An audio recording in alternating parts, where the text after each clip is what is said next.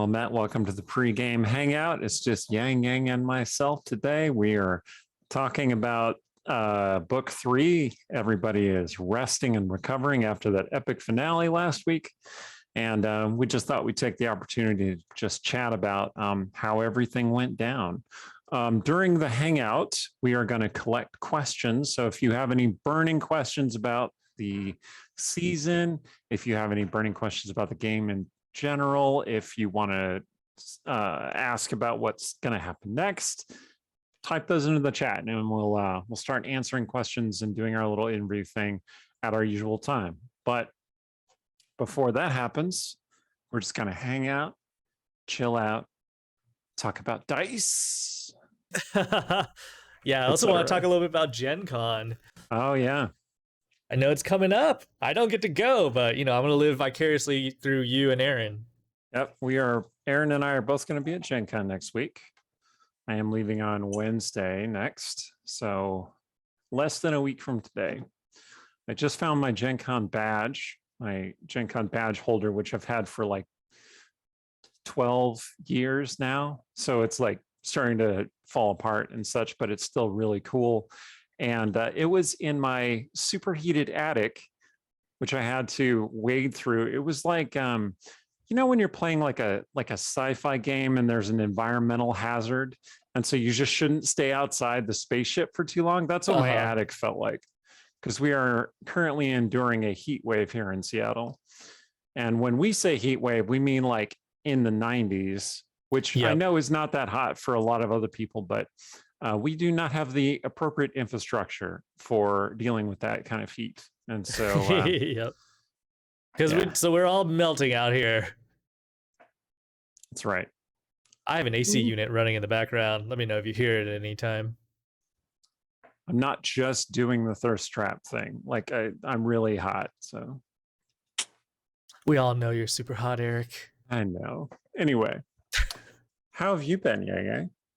I've been doing pretty good. I think, so now that we've ended book 3, we essentially have 8 to 12 weeks where we're about to run like a series of one-shots and different content. We're going to have a bunch of guests. So between that and my normal work, I have a lot of coordination to do. Also, I've been doing a lot of online dating recently. So that's been very new and interesting. Nice. I'm not going to talk too much about it, but it's the first time in my life where I'm trying to actively date. Normally I just try to date like one person at a time, but now I'm just like dating, and I don't know how people do it. It is very tiring. I'm meeting like a lot of cool people, but most of them are just probably going to be friends. There's a couple of potentials. So, nice. Yeah.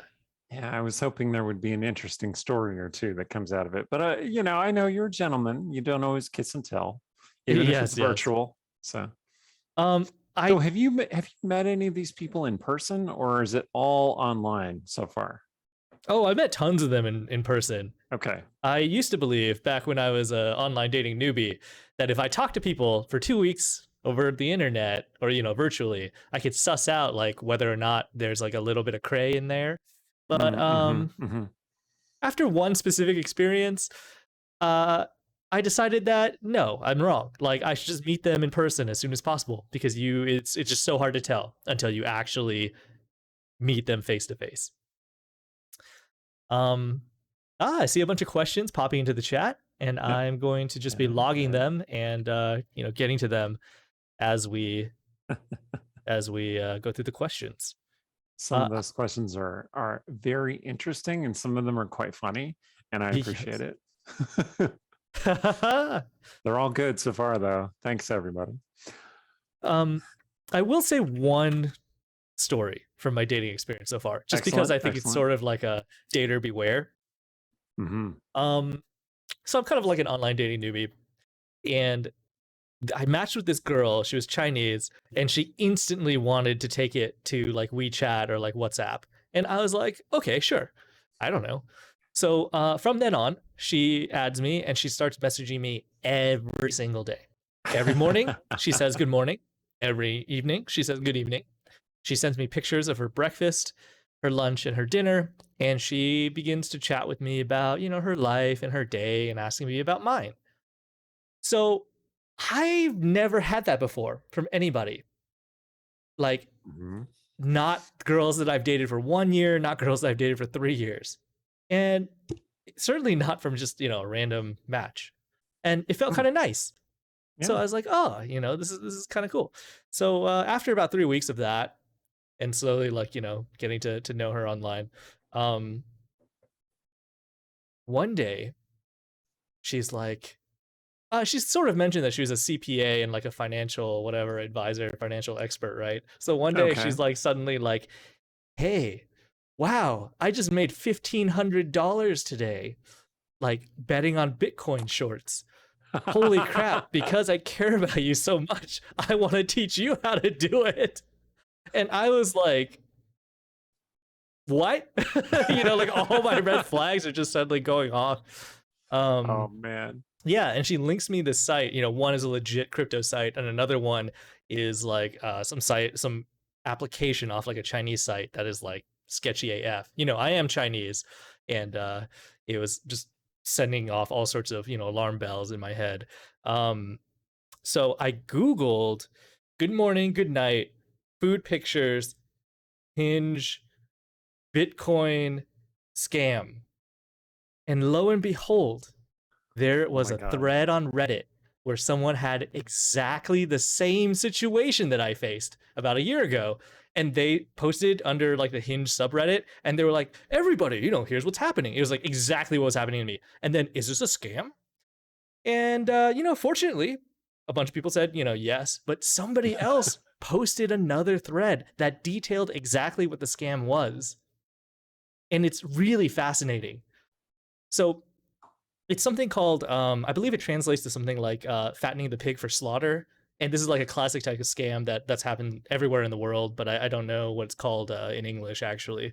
But what would have happened is if I had invested money in this cryptocurrency, then I would have invested like 1,000, and I would have made like 1,500 to 2,000.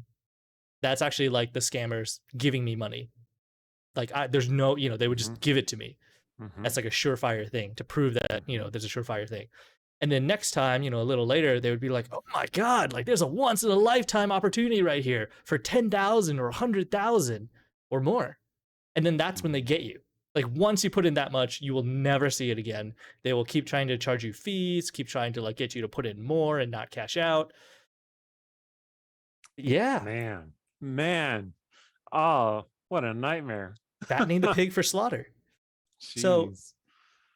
so I read this, and there was 12 steps to the script for this sort of cottage fraud industry in China. And lo Hmm. and behold, step number 1, say good morning every day, say good night every day. Step number 2, post professional, beautiful, like Instagram quality food photos. And so on and so forth. Be a financial expert, independently wealthy, et cetera, et cetera. But yeah, I just tell that story as like a general PSA. Like, if somebody is not willing to talk to you on the phone or meet you in person, and if they like talk about Bitcoin or cryptocurrency, it's, you should Google it.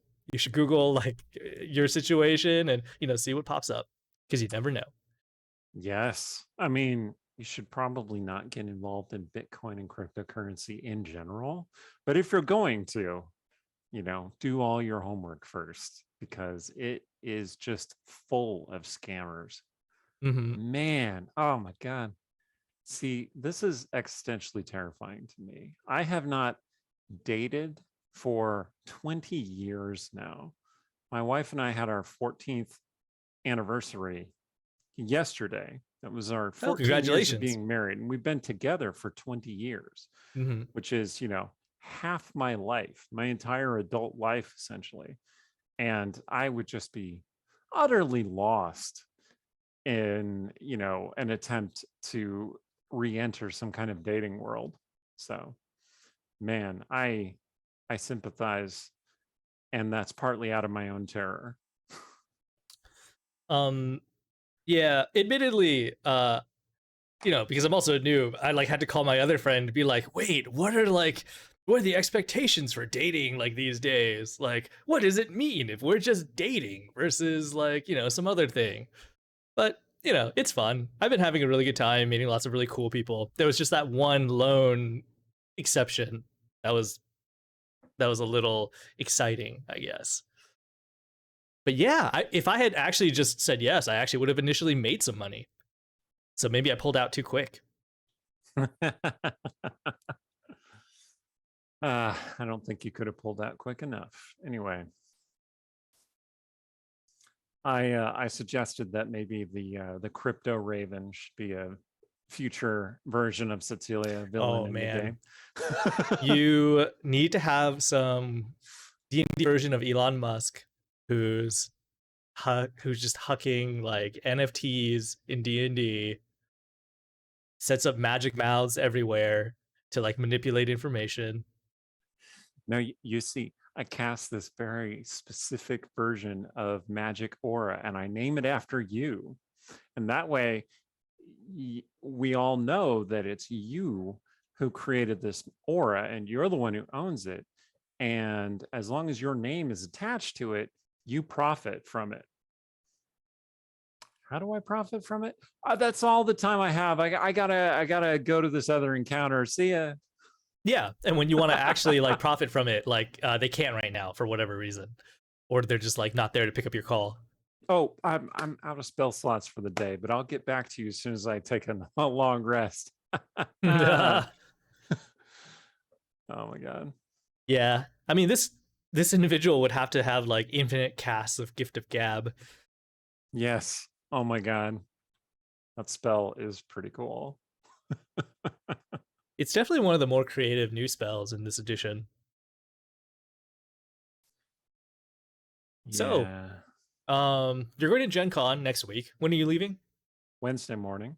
Wednesday morning. It's kind of Awesome. tricky getting to the Midwest or back east from the West Coast, like in a timely fashion, because the time zones change, right?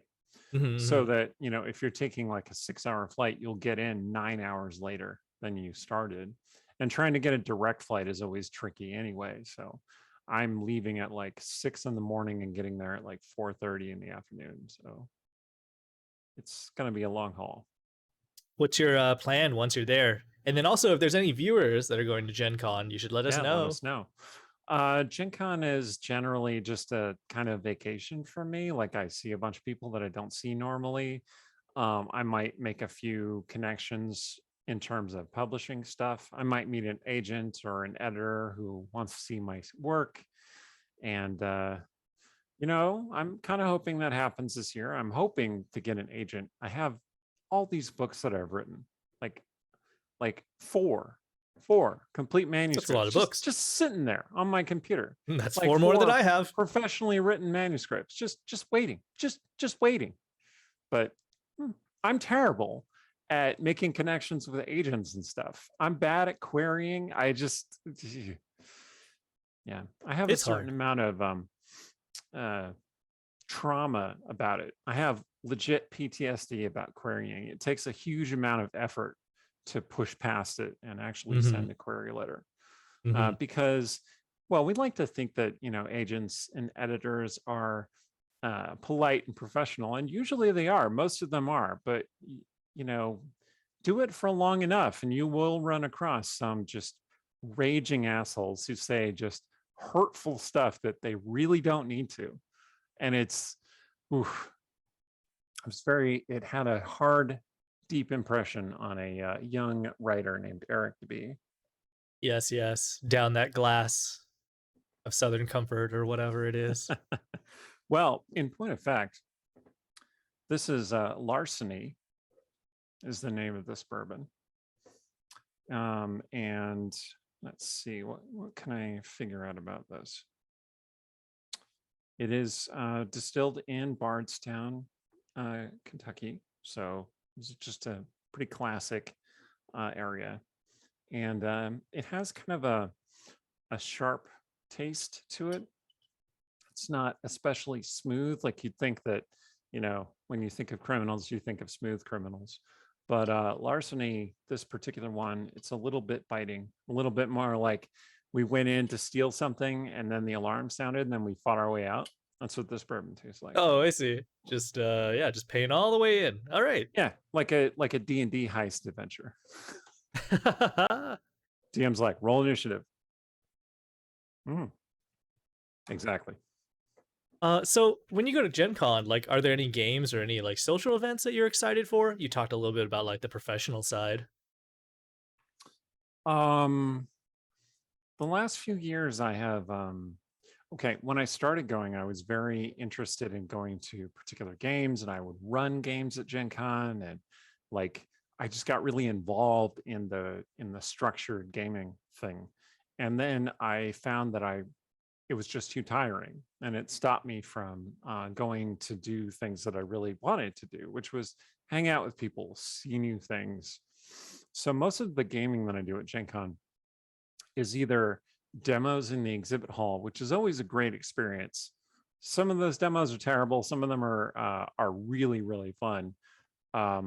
Last time I went was 2019, and we demoed the Metal Gear Solid board game, which was amazing. That sounds fun. I got to play Snake, and I tweeted at I tweeted at like Kojima and hell yeah. What's his name, who's the voice actor? David Hayter, right? David Hayter? Don't remember. I think that's who it is. And they're like, oh yeah, awesome. So it was nice. Good. I did my Snake impression during the whole game. Oh and my god, I was Kojima senpai noticed your post? Maybe. It's amazing. I don't remember. It was a couple years ago. But like I spent the whole time sneaking around. I don't think I shot anybody. I think there was maybe one instance where I shot somebody. But that's the way the game's supposed to be played. Right. It's a co-op board game, and everybody is a different character from the story. So there was Snake, and there was Meryl, and then there was Otacon, who is mostly into the computers. Like, he's terrible at combat. You never want to be in combat as that character. But once you get him in a computer room, he's great. And then the or you get him talking about anime, he's great. Right. The fourth character, I think, was Gray Fox, which was pretty cool, having a little cyborg ninja backup. But yeah, it was real fun. So that's an example. And then sometimes I also play games just with like friends who live at various places across the country. And I have this tradition of running a game for some friends of mine from Tennessee who come up to the con every year. And we drink a lot, and we play a game, and it usually falls apart because of the drinking a lot. And it's a good time. Usually play D&D? Like, that's the game? No, not usually. I think we played D&D one time. We played, let's see, we played Shadow the Demon Lord. We played the Dragon Age game. We played the Witcher RPG. We played my Persona RPG once or twice. It might have been twice that we did that. And yeah, just a bunch of cool stuff. This year, I am planning to play a D&D game, or play in rather than run a D&D game, which is run by the managing editor of Archvillain Games, who are they make really cool minis. They're based in Greece, and they're kind of getting into RPG design. And I think we're going to record it and show it to everyone, because the minis are amazing. Like, they're huge honking like artistic things. I'll share a link or something, because it's pretty great. Try to get them to do a giveaway. You know, they have hired me to do some design for them, so I think we could make that happen. We'll see. They might like that opportunity. Anyway, but that's going to be fun. And then every year we do a Candlekeep Symposium, which is basically a gathering of people who are like big Realms fans, and we just sit around and talk about the Realms for a long time. That's cool. There's a program, like we have a plan of what we're going to do each year, but it eventually devolves into just a long conversation about what we love about the Realms, gripes about things that have happened in the realms and to the realms and about the realms. I suspect we're going to talk a little about the D&D movie this year. Oh my goodness, yeah. Because I'm cautiously optimistic. So yeah, I think I'm a solid neutral good maybe on it. But so with these Candlekeep people, does that mean you've met some of our regulars, such as like Meyer Doug or like Seldarine or any of those folks? Because that's how you know them, right? Is from Candlekeep. okay, so there's Candlekeep the website, and then there's the Candlekeep event at Gen Con. Okay. Sometimes there's crossover. Like a lot of people who originally started coming to the symposium were from the website. Like it was just a gathering place for Realms fans from everywhere, and we largely pushed it, advertised it on Candlekeep. And since basically since Wizards has discontinued most of their novels and stuff, we've kind of had less interaction with Candlekeep, the website, but the symposium is still going. So a lot of people at the symposium are either current or former kind of classic members of the website, including myself. So yeah. And I don't recall if I've met Meyer Doug in person. I don't think I've met Seldarine in person. You can correct me if I'm wrong, Seldarine. I have met a lot of people, but I don't think I met a number of our mods in person. Yeah, you make me kind of think about like, would it be interesting to do like our own little virtual con? Like, I'm wondering how many people in our community would show up if we just did something like, a half-day con or a full-day con that was just online, and we just played games. Basically, we just created a bunch of Discord channels, and we just like, have people sign up to play games all day or something. And, the various members of the Scrawlers could either DM or play in games or run games, etc. That does sound pretty fun. We should talk about that on Discord and see if people are interested. Yeah, that kind of just came to me. Yeah, that's neat.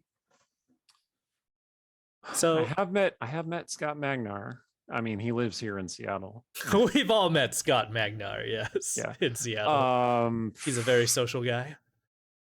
I've met Spike. If Spike shows up, he shows up on the Discord periodically, and Spike Murphy Rose. Chat.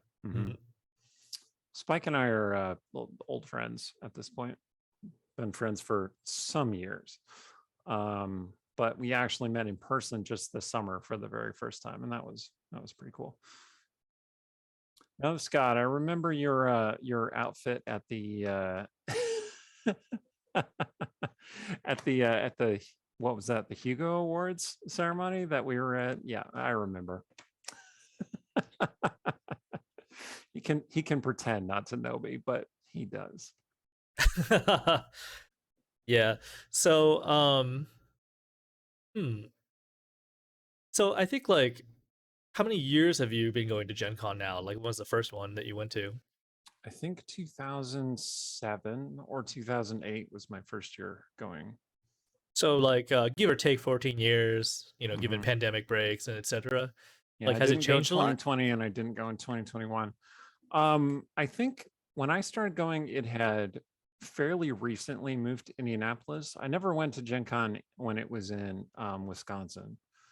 There are a lot of people who are very proud of having been to the original Gen Con in Lake Geneva. And then there are people who are also proud that they've never gone to Gen Con outside of Lake Geneva. So it's the original. Yeah. And Gen Con is starting to get too big for Indianapolis, which is wild, because Indianapolis, the convention center and the hotels there, that's huge. There's a lot of infrastructure there. But like the last few years that I was there, Gen Con was just growing by leaps and bounds. And I am wondering if at some point they're going to move to somewhere else, but I'm not sure where else they would go because that convention center is one of the biggest ones. So I guess we'll see. Yeah. So Doug mentioned like Gamehole Con. So like I'm wondering like what are some conventions that like our viewers like and ones that they attend? Because I think that like once the pandemic settles down a little more, I'd like to start venturing out again, and then maybe we should start like going as a group to some of these events. I have been meaning to get to Gamehole Con for a long time, and I have failed every time. And then the pandemic happened, and then I was like, "All right, fine, fine. It's just not going to happen." But I'll refresh that goal at some point. I used to go to NorwestCon very often. Mm-hmm. I was part of the Fairwood Writers Workshop group. I wasn't actually a member of Fairwood Writers. They just, like I had numerous friends who were in that group and they were like, "Hey, Eric, you want to join some panels?" I'm like, "Yeah, of course. That sounds fun." And since they discontinued participation at NorwestCon, I haven't been back. Mostly because I am constantly forgetting to actually apply as a panelist. There were several years because people in Fairwood just would kind of automatically be kind of like doctored in as panelists, Mm-hmm. and Mm-hmm. since that stopped happening, I kind of expected that to keep happening, and then it didn't, and I was like, "Huh, right, Yeah. I got to Well, apply." But I'm not used to it. I don't know. I can never keep track of when I'm supposed to be applying for it. So I will be back at NorwestCon one of these days. But it's a great con, but yeah, it's like held by volunteers, planned for by volunteers, and yeah, sometimes yeah, like the they're volunteers change greatly from year to year, and so right. thus the requirements change. Yeah, Unfortunately.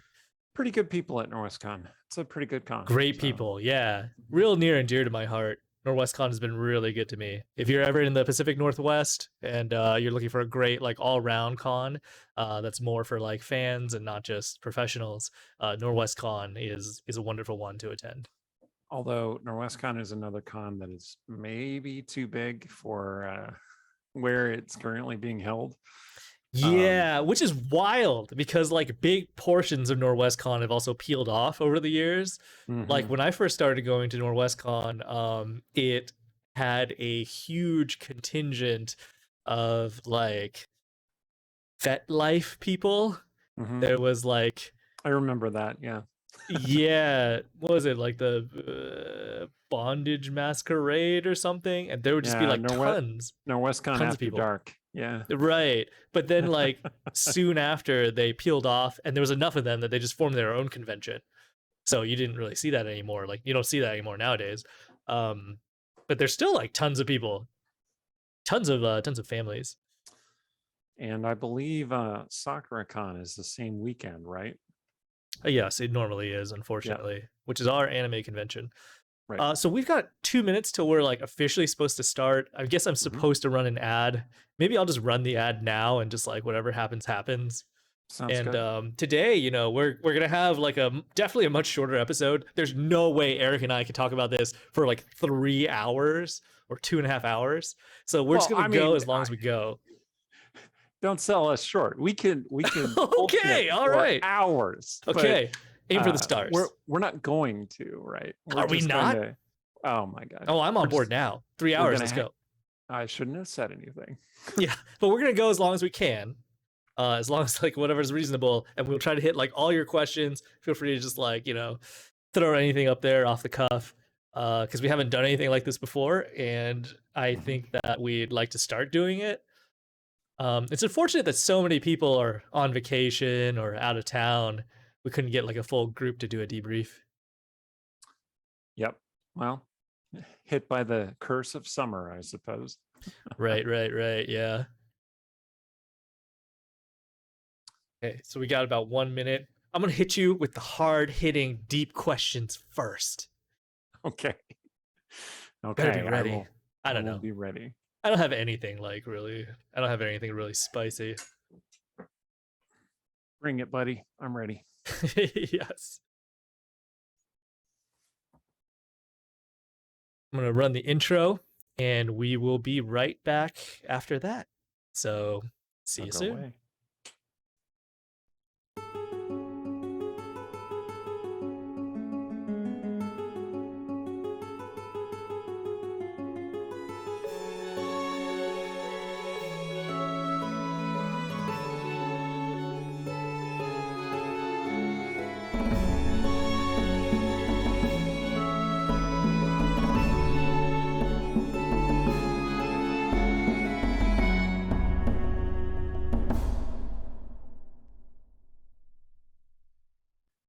Hail and well met. Welcome to the Westgate Irregulars Book 3 Debrief.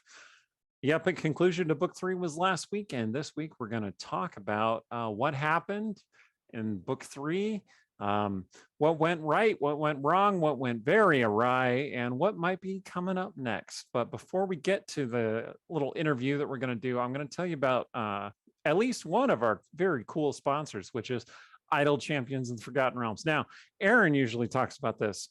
So Aaron's not here, so I'm going to do it. And this is what I'm going to say. Idle Champions of the Forgotten Realms is a strategy game that utilizes iconic Dungeons & Dragons characters from novels, campaigns, popular shows into one epic adventure, including Farida, Havilard, Mehen from the Brimstone Angel saga, Brunner, Drizzt, Wolfgar, Catti Bree from, well, you know, the Drizzt stuff. Also Puent. Who doesn't love Puent? True. Also Regis. Also Regis. Everyone forgets Regis. I'm sorry, Regis. Anyway. Too stealthy. He's beneath my notice. Minsk, Jaheira, Viconia, all those characters from classic Baldur's Gate games. And then a whole bunch more characters that you've never heard of, but definitely should, because they're pretty awesome. Game is available for PC and Mac and Steam and web and Xbox One and PlayStation 4 and Nintendo Switch and iPad and iPhone and all Android devices, and everything goes beep, beep, beep, boop, boop, boop.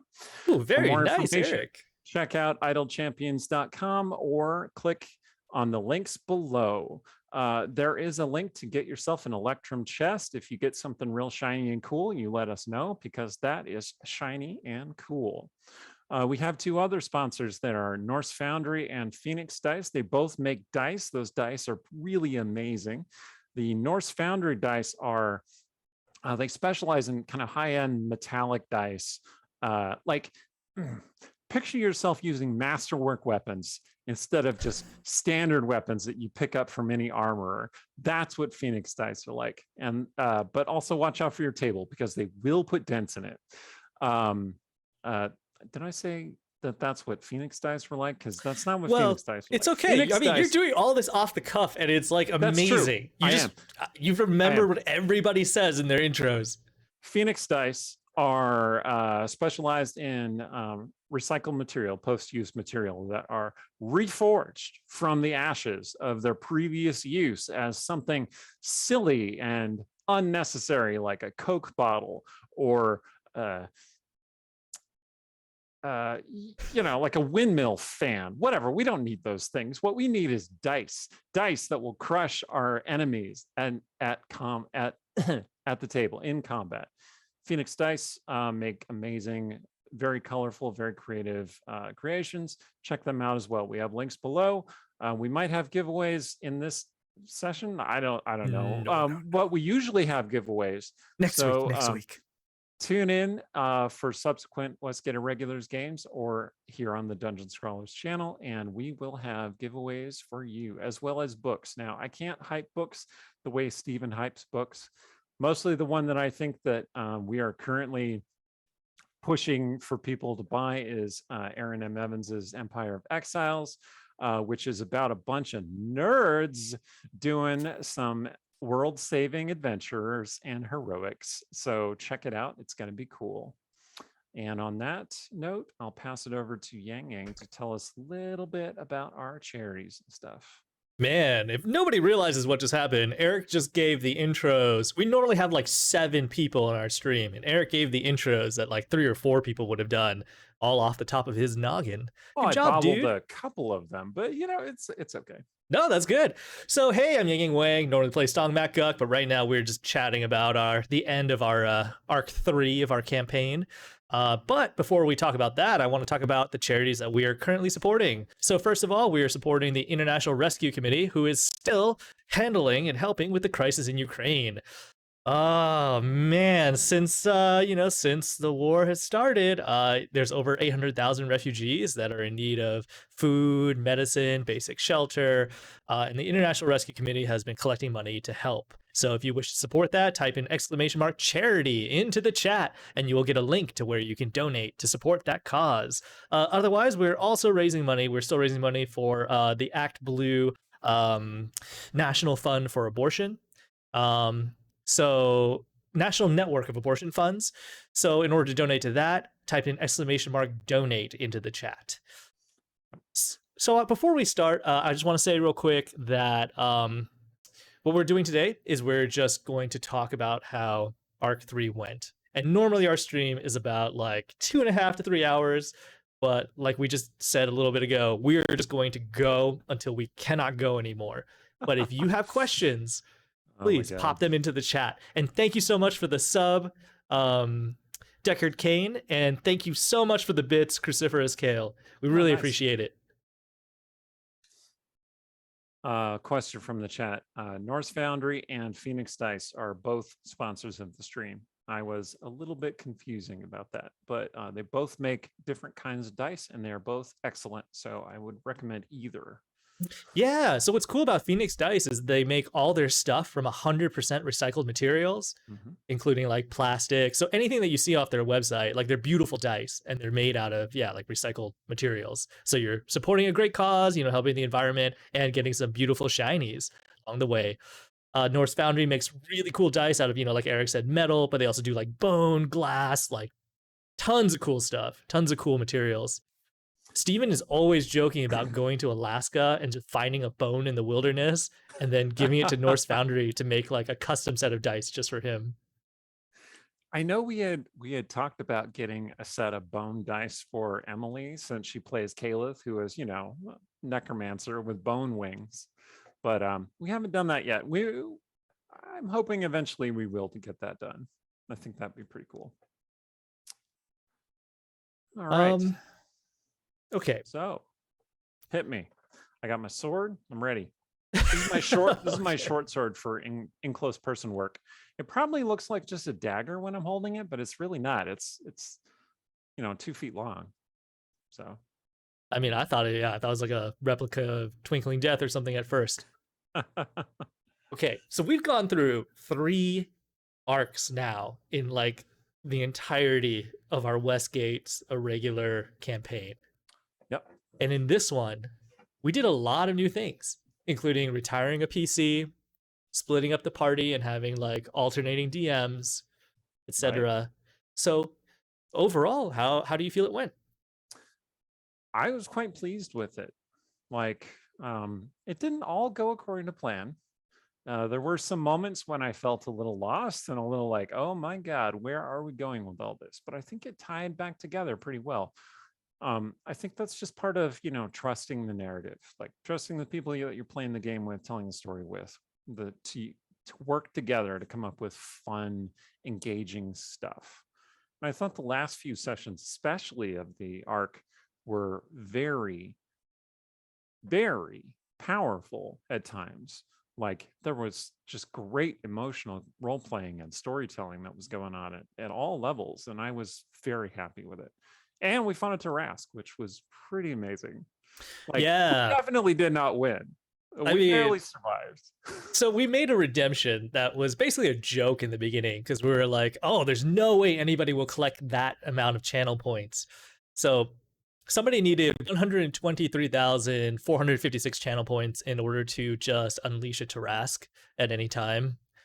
And lo and behold, Rumpus Imperator did it. Rumpus Imperator. Good that job, mad lad. Buddy. Well, he actually messaged me about a month before he actually redeemed them and said, okay, I have enough coins.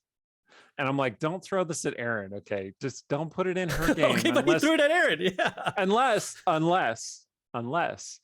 you talk to her first and tell her that you're thinking about doing it, because you got to give her a chance to be able to adjust to this. Erin is a much more meticulous DM than me. She tends to have a great deal more planning going into her games, and she wants to hit very specific story beats, and a Tarask would just blow it all to hell unless she can handle it, which she did wonderfully. Like I thought it was great. So this actually goes with like my next question, which was we already spoiled book 3. Like, well, I mean, we're talking about book 3. It's fine. I'm sorry, everybody. Please watch book 3. It was really good. Yeah. So belated spoiler warning. All right. Yeah, so what we we're just talking about like kind of relates to my next question, which was what surprised you or exceeded your expectations? While you think about that for a moment, I'm gonna say like that Tarask and that entire session actually just completely blew my expectations out of the water. Not only did we fight like one big bad, we fought like three. There were two planned, it seemed like, and then the Tarask was like kind of a surprise. I mean, it made Right. it was just like a random event. We'll call it like an act of the viewers, but it really Well, and worked. two of those big bads were like big, classic, iconic demon lords. Grast was one of them. And then Orcus was the other one. Like, and they started fighting each other, and we were like, okay, bye. We'll let Yep. you two deal with this. And Grast left, where do you think you're going? And we're like, oh no. Oh no. I mean, I Yeah. will add that I would love to fight a Taras like in reality. Like I really like would love to actually battle with it when there's no other big bads around and see if we could take it. Like you, Yang Yang Wang, in reality, would like to fight a Oh, Taras. oh yeah. Who would win in a fight? One Taras sized Yang Yang or 100 Yang Yang sized Tarasks. I don't know. Probably the Taras will always win, no matter what size difference. I was trying to calculate some math in my head about how many orcs it would take to defeat a Tarask. And I think it would be about 1,000. You throw 1,000 orcs against a Tarask, and I think they could maybe take it down just by sheer weight of numbers. Yeah, Anyway. I feel like there must be like low CR creatures that could just cheese a Taras to death in like various ways. Like maybe something that's like immune to the type of damage that the Taras does. The thing is, like, the Tarask is either immune or resistant to non-magical weapons. So, like, you got to have a certain degree of a magical ability in order to even fight the thing. Anyway, we're getting off track. Book three. Things that exceeded my expectations or surprised me. Yep. See, I stopped thinking about it as soon as we started talking about the Tarask. Okay, things that exceeded my expectations or surprised me. Okay. So I wasn't, there are a couple specific things that definitely took me by surprise. And one of them was that I was not expecting Stong to try and redeem Devil Stong in the finale. Oh, okay. Like, I expected there to be a battle. I didn't necessarily expect you to defeat him because he was basically using a Pit Fiend stat block, which is a CR20 monster. And so Stong, 14th level Strength Bard, versus a CR20 Pit Fiend, even as enhanced as you were, seems like kind of a mismatch, right, in terms of power and skill. And I think I mean, there were three of us there, It's true. But the other two were like, we got stuff to do. So I was not expecting that, but in retrospect, I probably should have been, because I think that Stong's compassion is a major part of his character.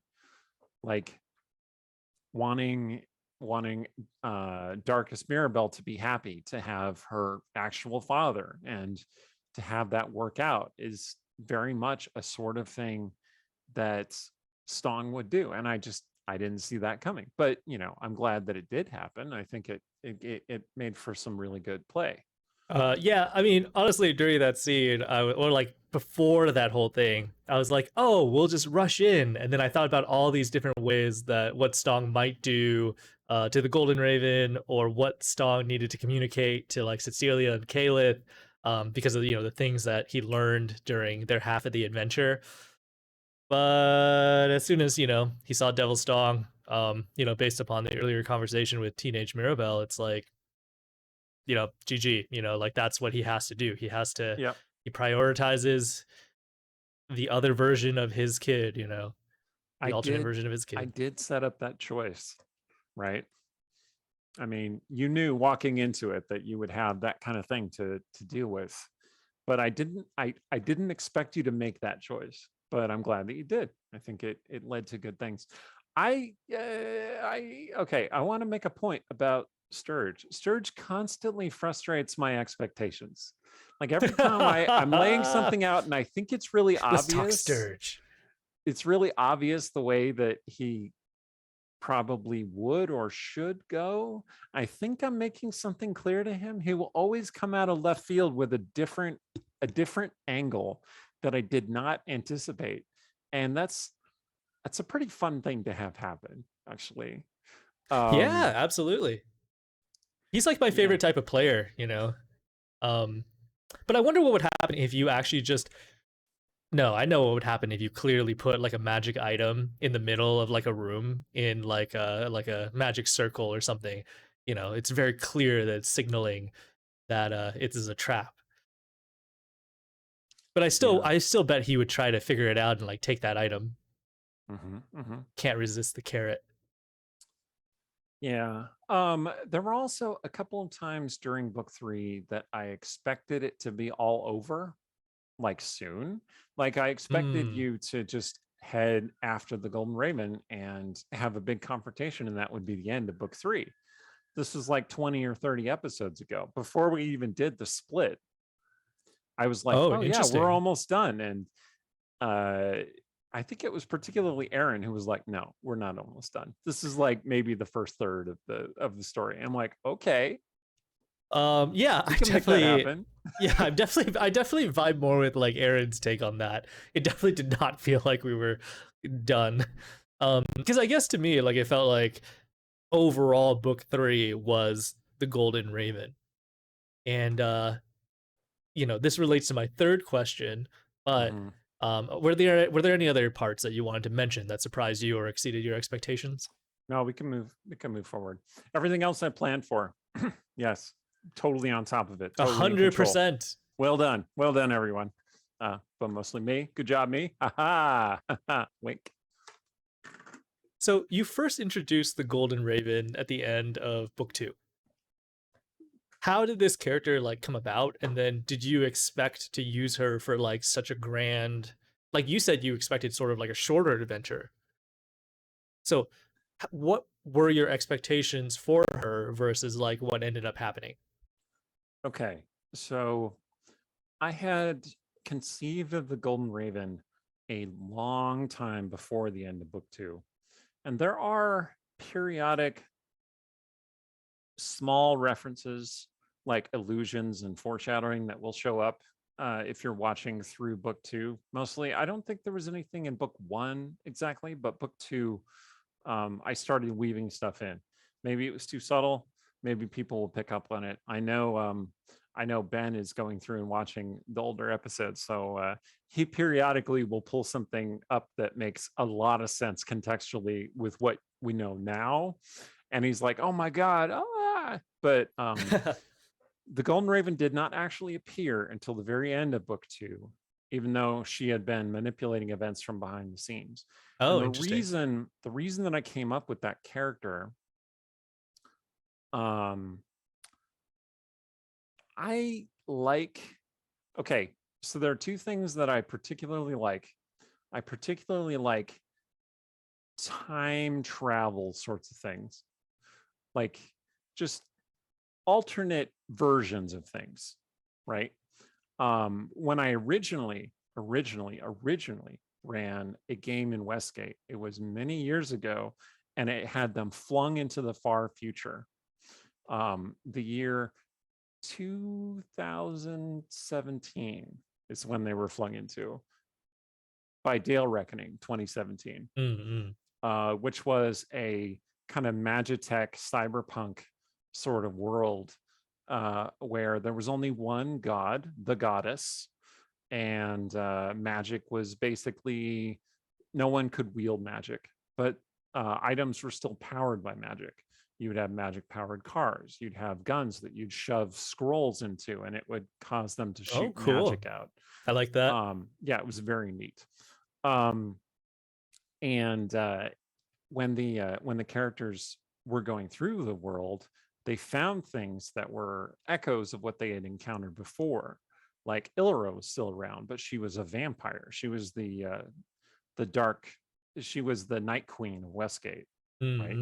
The underworld crime boss who was at that time 600 years old as a vampire.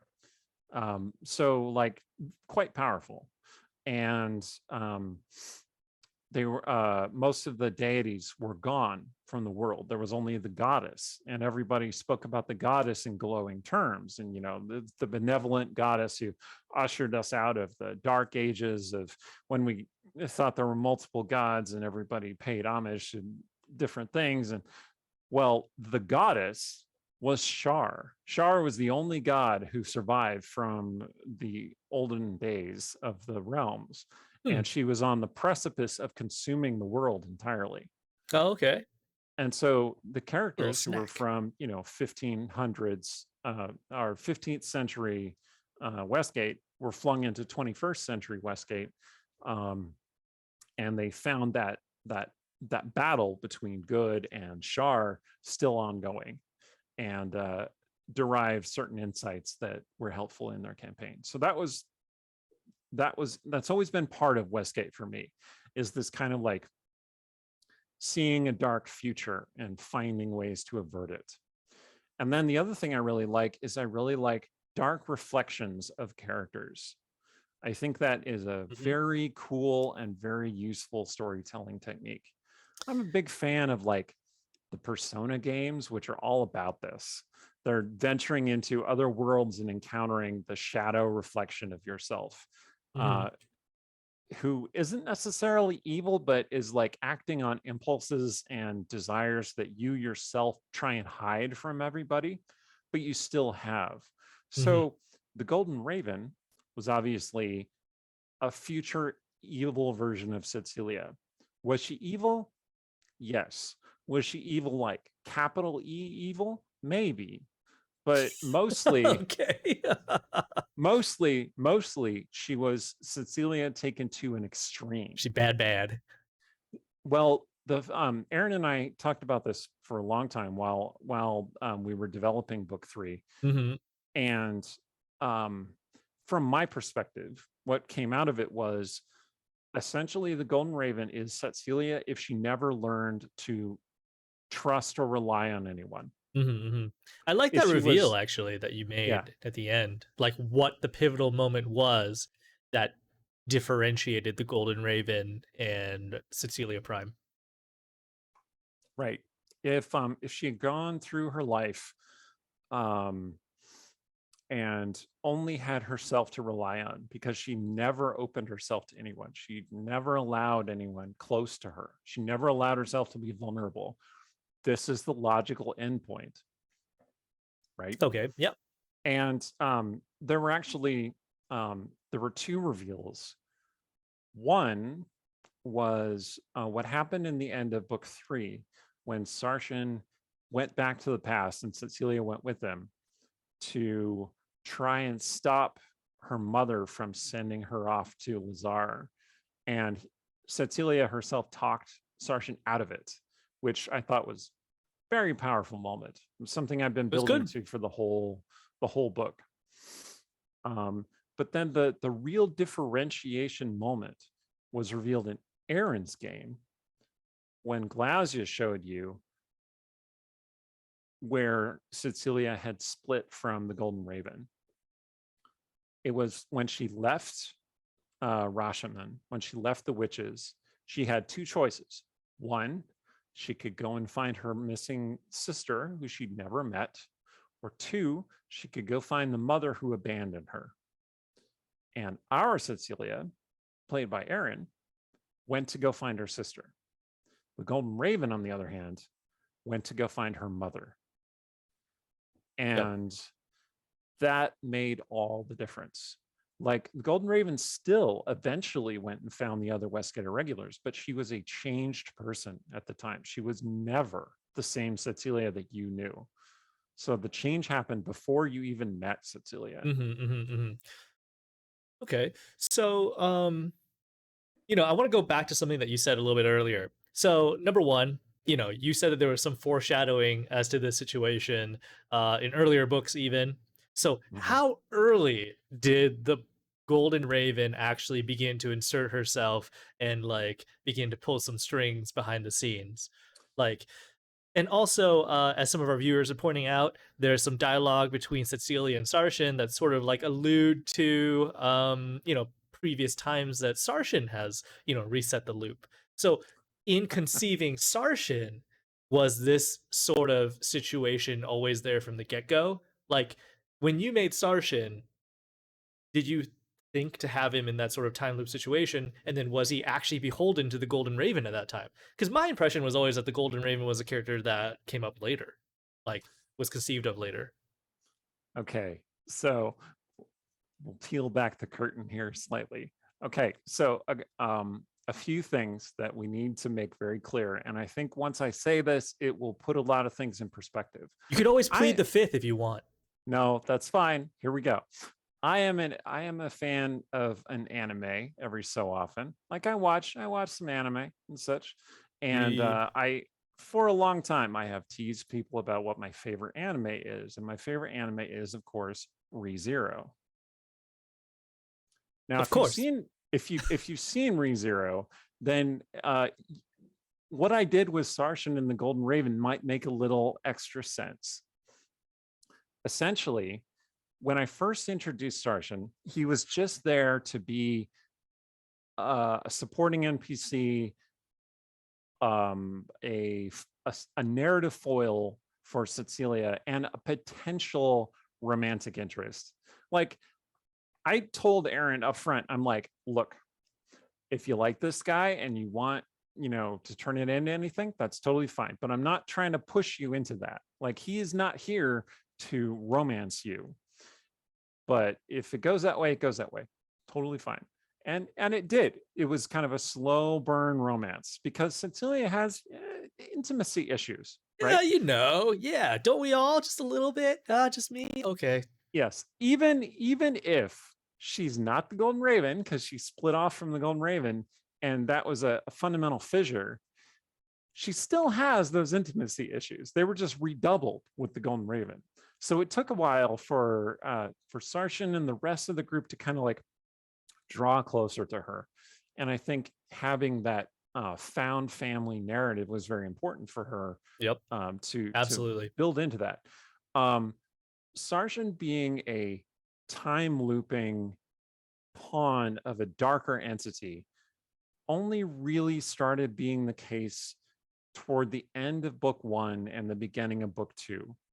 Up until that point, he was just a paladin warlock who served the same entity that Cecilia did and was here to meet her because he was like, hey, there aren't that many warlocks who serve Haranawachu, the Heart of the Piercing. And I've heard good things about you. And he was a paladin warlock from the get-go. He was. Okay.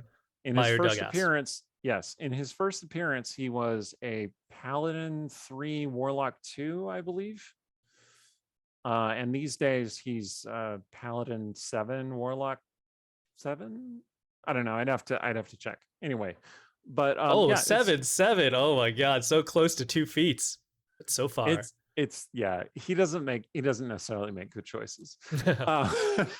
Anyway, but yeah, he was always a paladin warlock because I thought of this kind of witch knight idea in another game that I was running through. Where somebody started playing a warlock and they were a warlock rogue. And I was like, oh, I wonder what other classes a warlock would work really well with. And then I was like, hey, a warlock paladin could be really neat. Wait, don't hexblades use charisma for everything? Don't paladins use charisma for everything else? Oh my God, this is going to be amazing. That is right. So anyway, that's and I mean, I'm not going to pretend that I came up with that idea. That's a very popular idea on optimization boards, and if you go on the D&D Facebook page, someone will be talking about it in every single post at some point. They'll be talking about how cool paladin hexblades are, and they're right because they are really cool. I picked up that idea, I ran with it, and it worked out really well. I also really enjoyed making Sarshan a well, the kids call them himbos, right? Do the kids call them that? No. Yeah, I was like, isn't that a term that's been around forever? Just us kids call them that. Yeah, that's right. And a big, strong, well-meaning, but dumb as a box of rocks, sort of backup character, and it was fun. But yeah, the Golden Raven and the time looping thing didn't really kick in until book 2. Remember, I think it was the beginning of book 2 when Sturge found this warehouse, like an abandoned, a converted tavern or inn that the Nightmask were making as their base. And he brought everyone to invade this place. Yep. And at that time, that was when I started weaving in stuff from Starshin's perspective, where you'd see events unfold in a totally unrelated way. That, like, all right, when did the city catch on fire? Wait, You know, when was there shadow all over the place? Because that was a hint of another lifetime that he had lived through, and it had not gone well. but at what point did the Golden Raven idea actually step in? See, it was a long time ago. Okay, all right. I don't all right. remember exactly, but I liked. Well, was it? I- So I was book needed- 2 okay, or was it in okay. book 1? It was. I'm pretty sure it was at the end of book 1 or the beginning of book Oh 2. wow, that's because- much further than I thought. Okay. Because Cecilia asked Sarshin whether he had broken his pact with the Heart of the Piercing, and I was like, yeah, he has. He serves a new entity. What is that entity going to be called? And he called it the Golden Raven. So Interesting. Okay. yeah, okay. that was also the Fireball Mold episode. Right. Yes. Because an infamous episode. I am a long time D&D gamer, and like spores, mold, and fungus were your primary threats in some of those early games. Man, ladders, doors, yep. All the environmental stuff. Okay. So you talked a little bit about Dark Reflections earlier. So tell me about how you conceived the witch versions of all the irregulars, the darkest, Westgate versions of all the irregulars and the side characters. Were there any that we didn't get a chance to see? And then also, I want to know if you thought about like what was like Cecilia's journey like to get all of them? So like in our prime reality, there was like a certain journey that we all took that bonded us, a certain moment that bonded us. So Right. was there like a similar like crossroads type event that occurred? Is there some greater destiny binding it all together? Well, there were a few events that turned out very differently in the Golden Ravens timeline. And they turned out differently mostly through her own efforts, because she was a different person in that timeline. So she met up with everybody in her timeline. She befriended everybody. But generally speaking, that was more, these are tools that I can use, rather than these are legitimately friends that I now have. But, she's a charlatan, just like our Cecilia is. And she's very good at lying and dissembling and leading people on and conning them into being her allies. Who was her first? Who is Darkest Cecilia's or the Golden Raven's first victim? Who did she turn first? I think in her timeline, Eric just froze. Well, goodbye, Eric's internet. This is what he does when he doesn't want to answer a question. He just pulls the plug on his entire internet and then just blames it on that, I guess. That was too spicy of a question for him.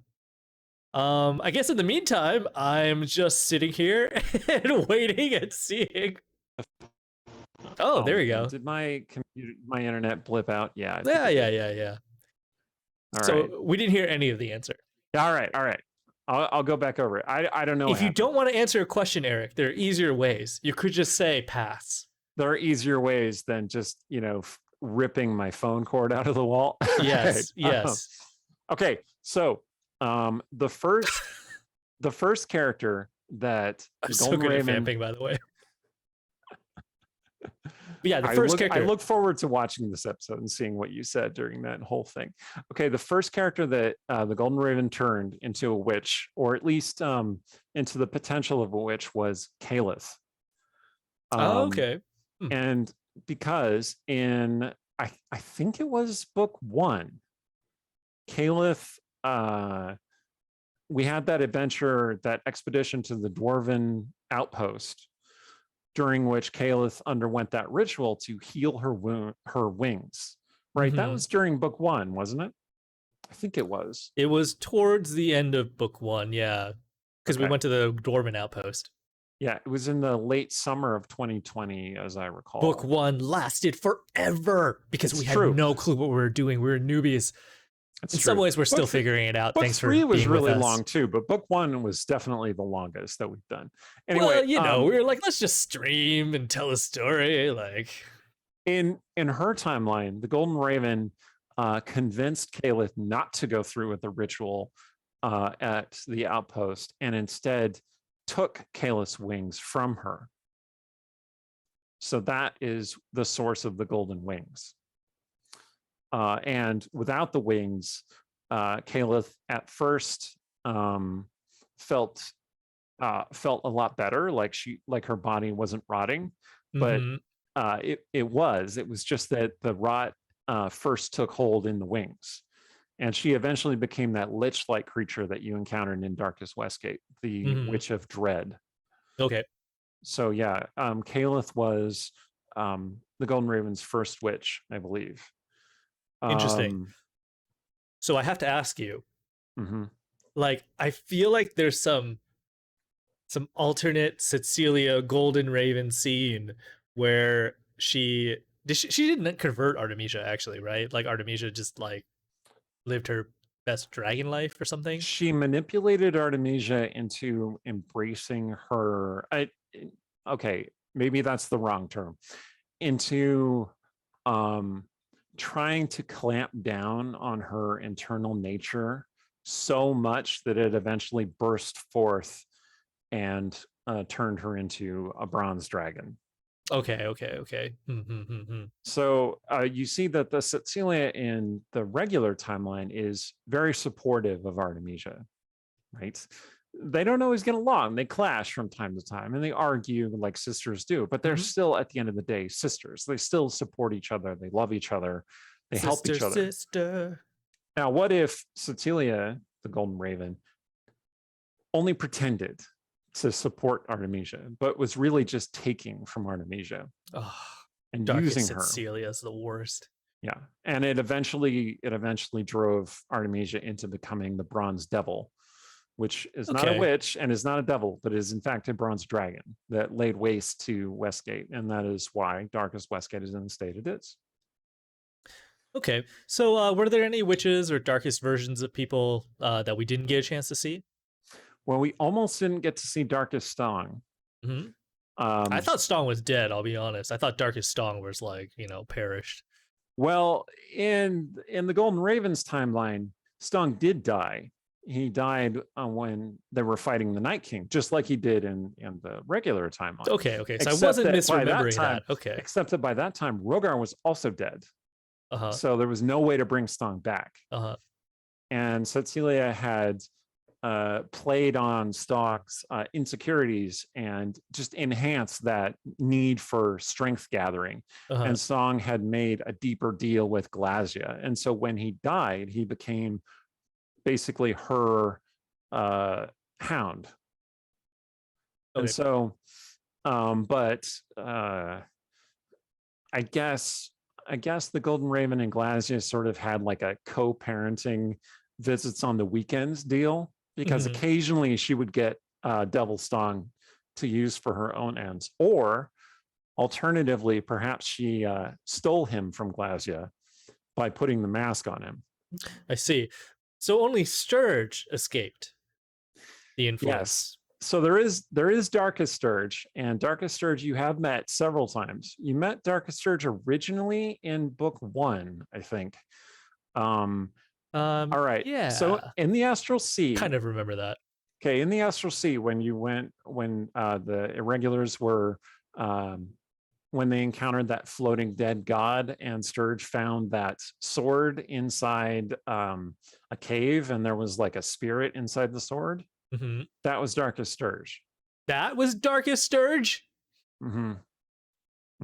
Okay. And then by breaking the sword, because he had been bound inside that sword, And then Oh, by okay. breaking that sword, then Darkest Surge was free to act. And he also manipulated things behind the scenes a little bit to kind of point the irregulars at the Huh. Golden Raven. Because I thought that was a. Oh, I see. Maybe. Okay. I'm starting to put some pieces together, and maybe there's some greater events happening, you know. But So anyways, now there are maybe three some things for book Sturges. 4. Yeah. Now there are three Sturges, right? There's our Mhm. Sturge. There's Darkest Sturge, who was noted for having a wooden hand. That's how you can easily make him out, right? And then there's glass mirror Sturge, right? For a second there, I thought you were about to put up your middle finger to count. I was like, no, Eric, don't do it. No, there's mirror Sturge, the one who showed up when we were invading the Azagrat. That's not Darkest Sturge. So Mirror Sturge was not Darkest Sturge. Oh my goodness. Different Sturge. Oh my goodness. Different Sturge from different timeline. As was implied at the end of your fight with the Golden Raven, you saw that there were all those masks hung around the room.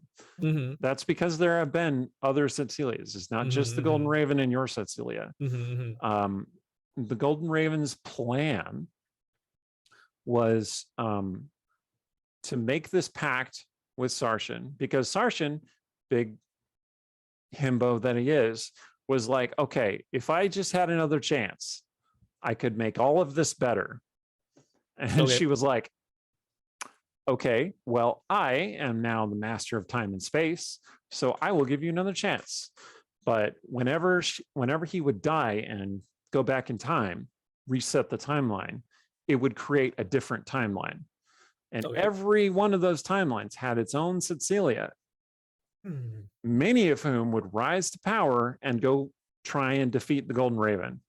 And then she would absorb their power using that same ritual that she learned from her father so many years ago. Okay.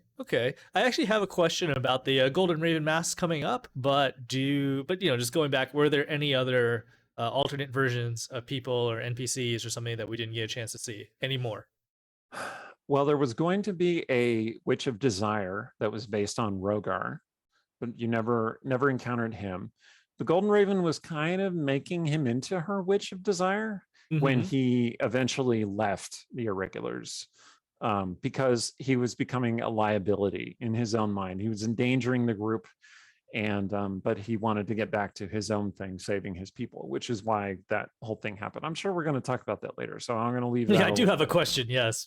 But okay, so just let's see.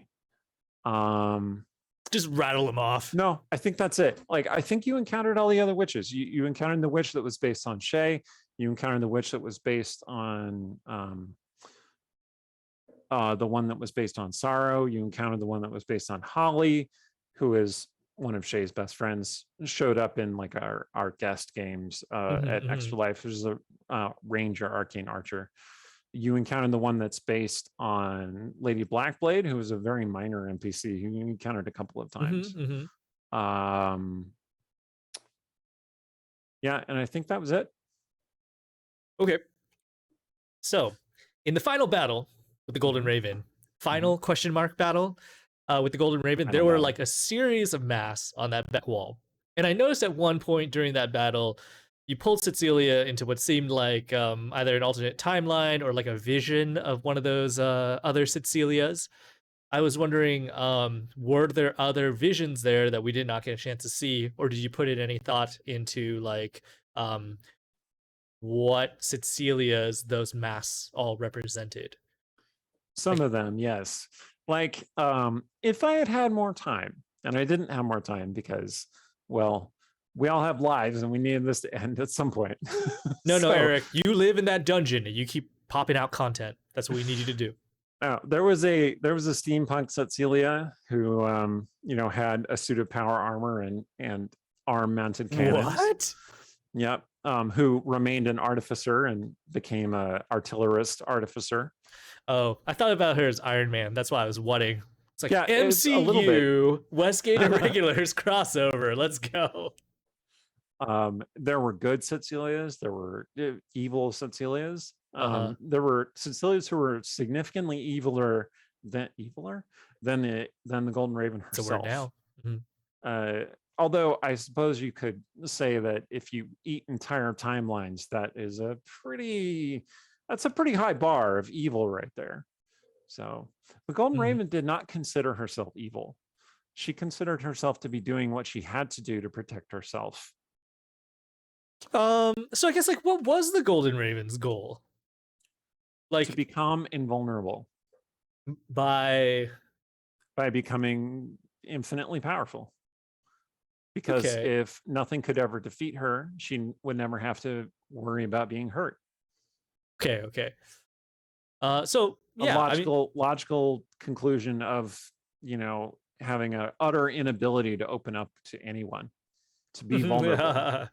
That um was her greatest fear, was being vulnerable with anyone or anything. Celdrine asks, what do timelines taste like? I'm just gonna interject this question because it's quick. That's a very Stong question to ask. Yeah. Um, it depends on what happens in the timeline.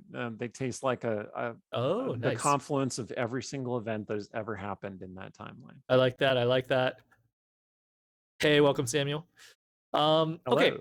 so I basically am asking you, like, when you brought Cecilia into that vision and she saw like alternate Cecilias, if you did prep any more that we didn't get a chance to see, like this is your chance to reveal them, basically. But if you don't have any, we go on to the next question. There were other events that could have happened. One thing that I was planning for some time for the finale that we didn't go this way, but we could have gone this way, was the time heist. So the concept was that you would have to go back to discrete moments in Cecilia's past and dissuade her or stop her from taking the path that leads to the Golden Raven. And that each person would go back to a different point in her past. Oh, And interesting. many of these events would be actually during the campaign. Like somebody would go back to that climactic battle with the Night King. Somebody would go back to that moment in Lork when she came through the door and encountered Artemisia for the first time, or something like that. Culminating in that moment that Sarshan goes back to when she was abandoned by her mother with Lazar. And we didn't necessarily have time and interest in doing all of that. So it just kind of got boiled down to a little bit more like you had that epic battle, and then Sarshan was like, this is what I have to do. You almost took hold of the hourglass. I feel like you're still doomed to become this thing. I have to stop it. I have to save you by whatever means possible. And he just overshot it. And I think that I don't know if I've made this clear, but it was through use of the amulet, the headband of intellect that increases his intelligence to 19, that he started formulating these plans, like going back in time and stopping Cecilia from becoming Big brain Cecilia, band. Yeah. basically. Mhm. And I think at this point he is terrified of what that headband could do to him. He doesn't like being that person. He doesn't Oh, I like see. working through those plans and thoughts and stratagems. He prefers working by instinct and his heart rather than his head. So Oh, even if someone were to offer him the headband, he would decline. like Sturge. Like Sturge, yeah. Well, good thing Sturge has a second one, That's right. Probably put it on his owl. Oh my god. Anyway. Yeah. So we had a question from Artemisia Player, and I don't know if this is Yeah, this. gee, I wonder if she's related to the stream in some way. I don't know if this would spoil things at Rhiannon. all. But what happened in the timeline we did see? So our prime timeline, I believe, where Cecilia almost died when she was 3. Who saved her? Okay, so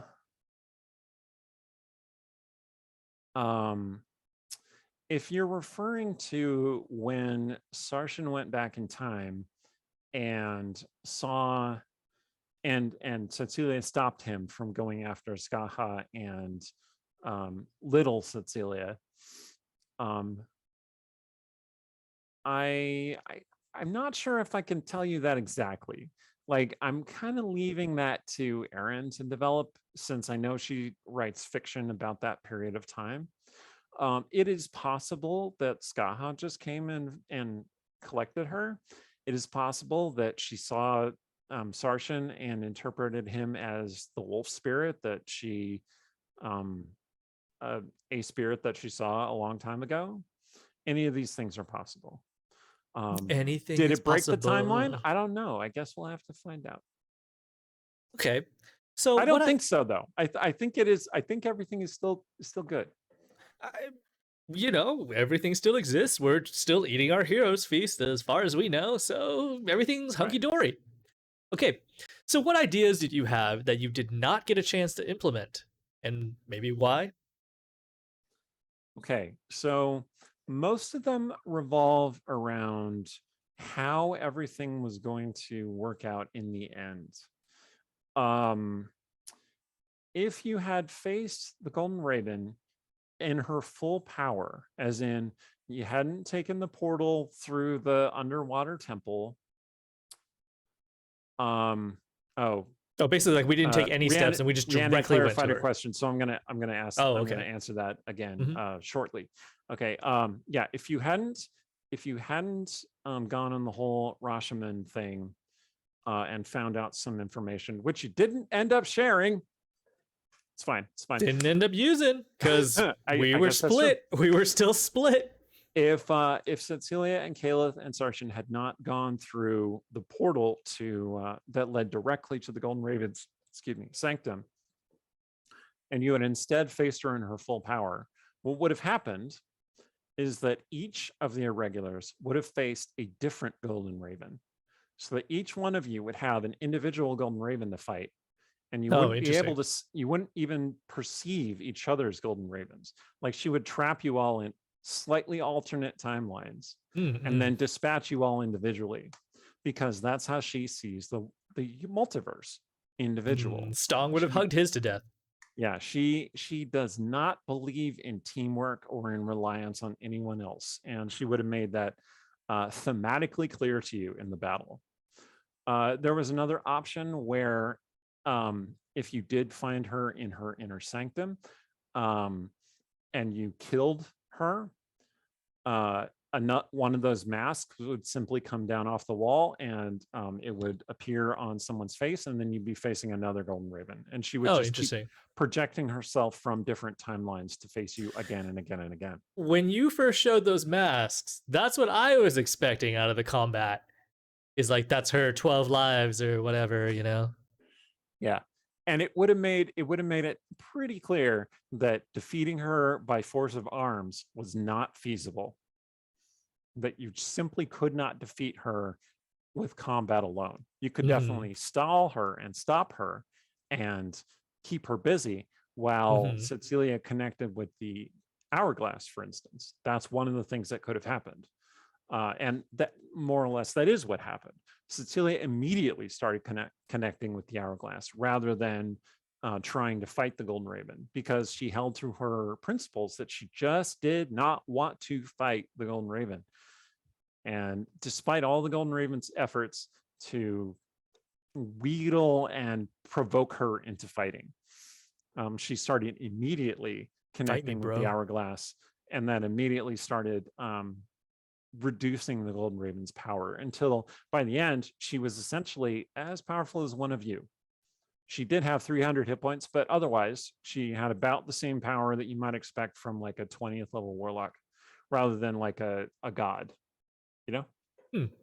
Oh, and the hourglass kept recharging her warlock slots, which was happening with Cecilia too as time went on. But okay. Well, also our viewers helped recharge a bunch of her slots. I remember that. I'm sure she really appreciated that. So did you want to comment about Artemisia's clarification?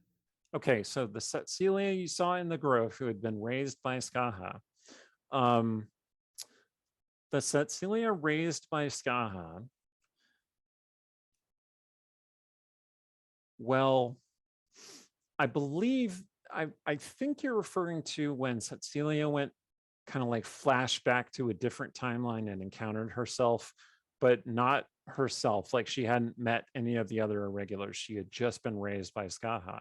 And then they had a spell exchange, although the elder Cecilia easily overwhelmed her younger self.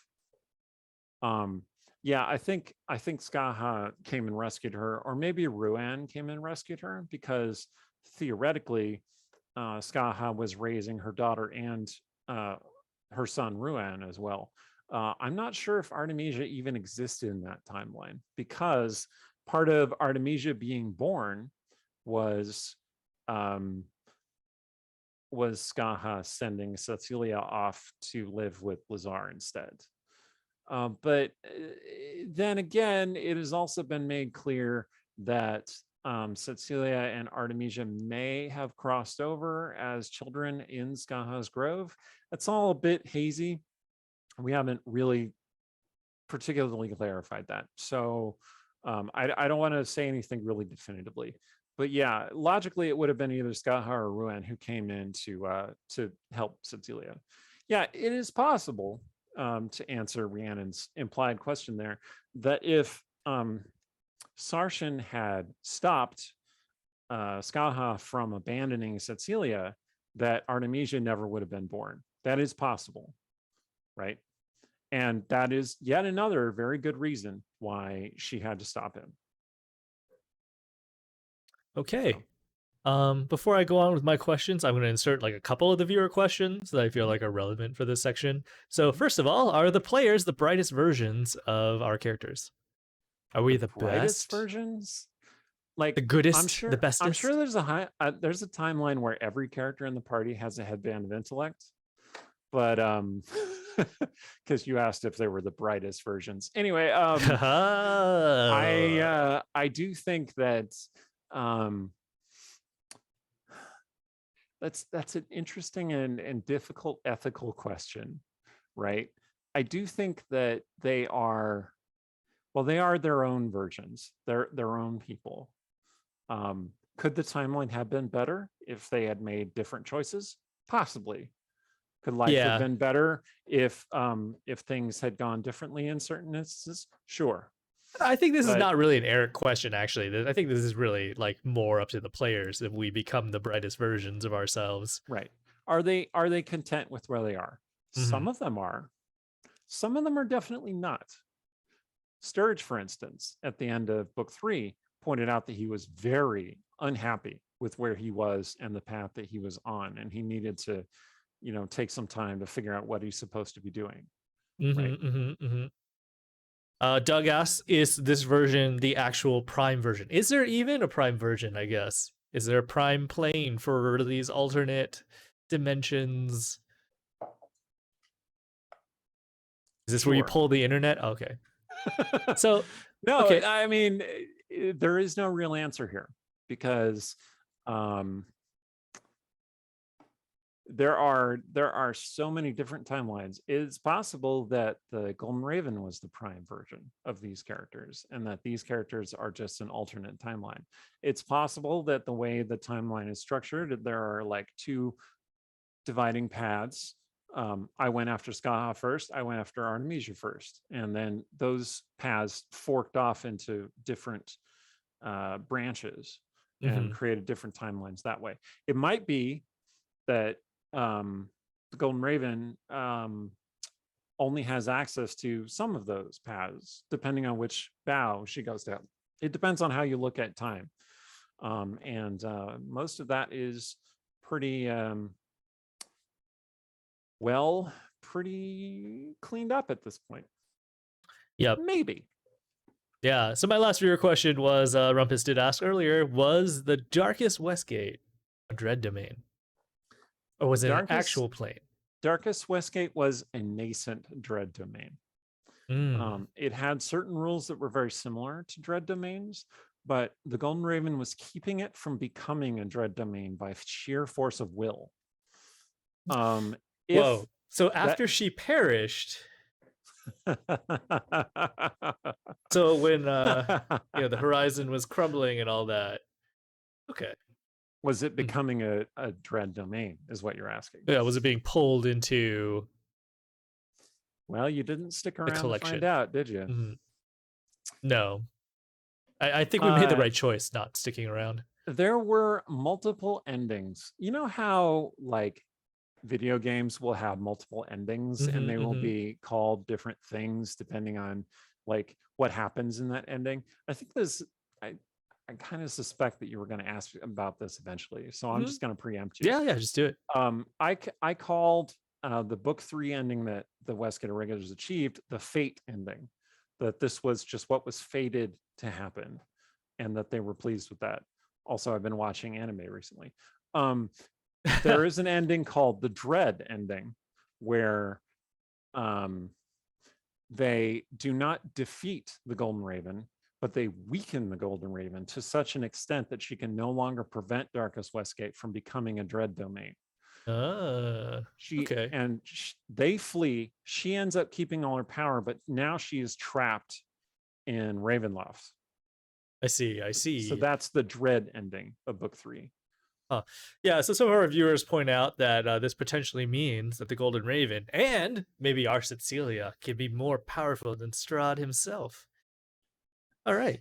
She is definitely more powerful than Strahd himself.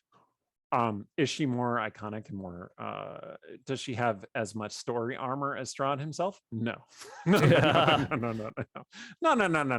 But she's like she'd be like Vecna as a dread lord. There was a period of time when Vecna was trapped in Ravenloft back in 2nd edition. So anyway, Yep. I do want to give a brief shout out to Jay McUnyielding, who made an excellent Fate Zero reference. I did pick up on that. Thank you very much. I mean, if anybody here who's watching has actually viewed all of Fate Zero and they've watched book 3, then please let us know like how closely it follows, or what other things you might have picked up, because I am mad curious. Okay, so the next question: did you have any more ideas you didn't implement? Yeah, there were a couple of other endings. There was the Veracity ending, which is where Cecilia and the Golden. Okay, either the Golden Raven eats Cecilia, or Cecilia eats the Golden Raven and then proceeds to consume the rest of the multiverse. So that's one of the potential endings. We'll call that a bad ending. Nice. There's some debate in the chat now about which anime you're actually following, but yes. Anyways, go on. Okay, Sam, I understand, but there's the same thing. It's fine. It's fine. It's fine. Ooh, Elias Buck asked was there a Scooby-Doo ending? It was red herring all along. Where they pull off the Golden Raven's mask and it was like Daggelt Neverember or something. Yep. And he was like, I would have got away with it. Yeah. Or for you meddling kids. Or like you go into her inner sanctum and there's just like Cyril and he's like pulling levers on a control panel and you're like, man. Oh no. It was you all along. That's my Silent Hill reference. I'm really honest. I feel like at the end of book 4, I was expecting you to pull it was you all along reveal. Like, I feel like that's like definitely in your wheelhouse of story taste. Did you have any other endings?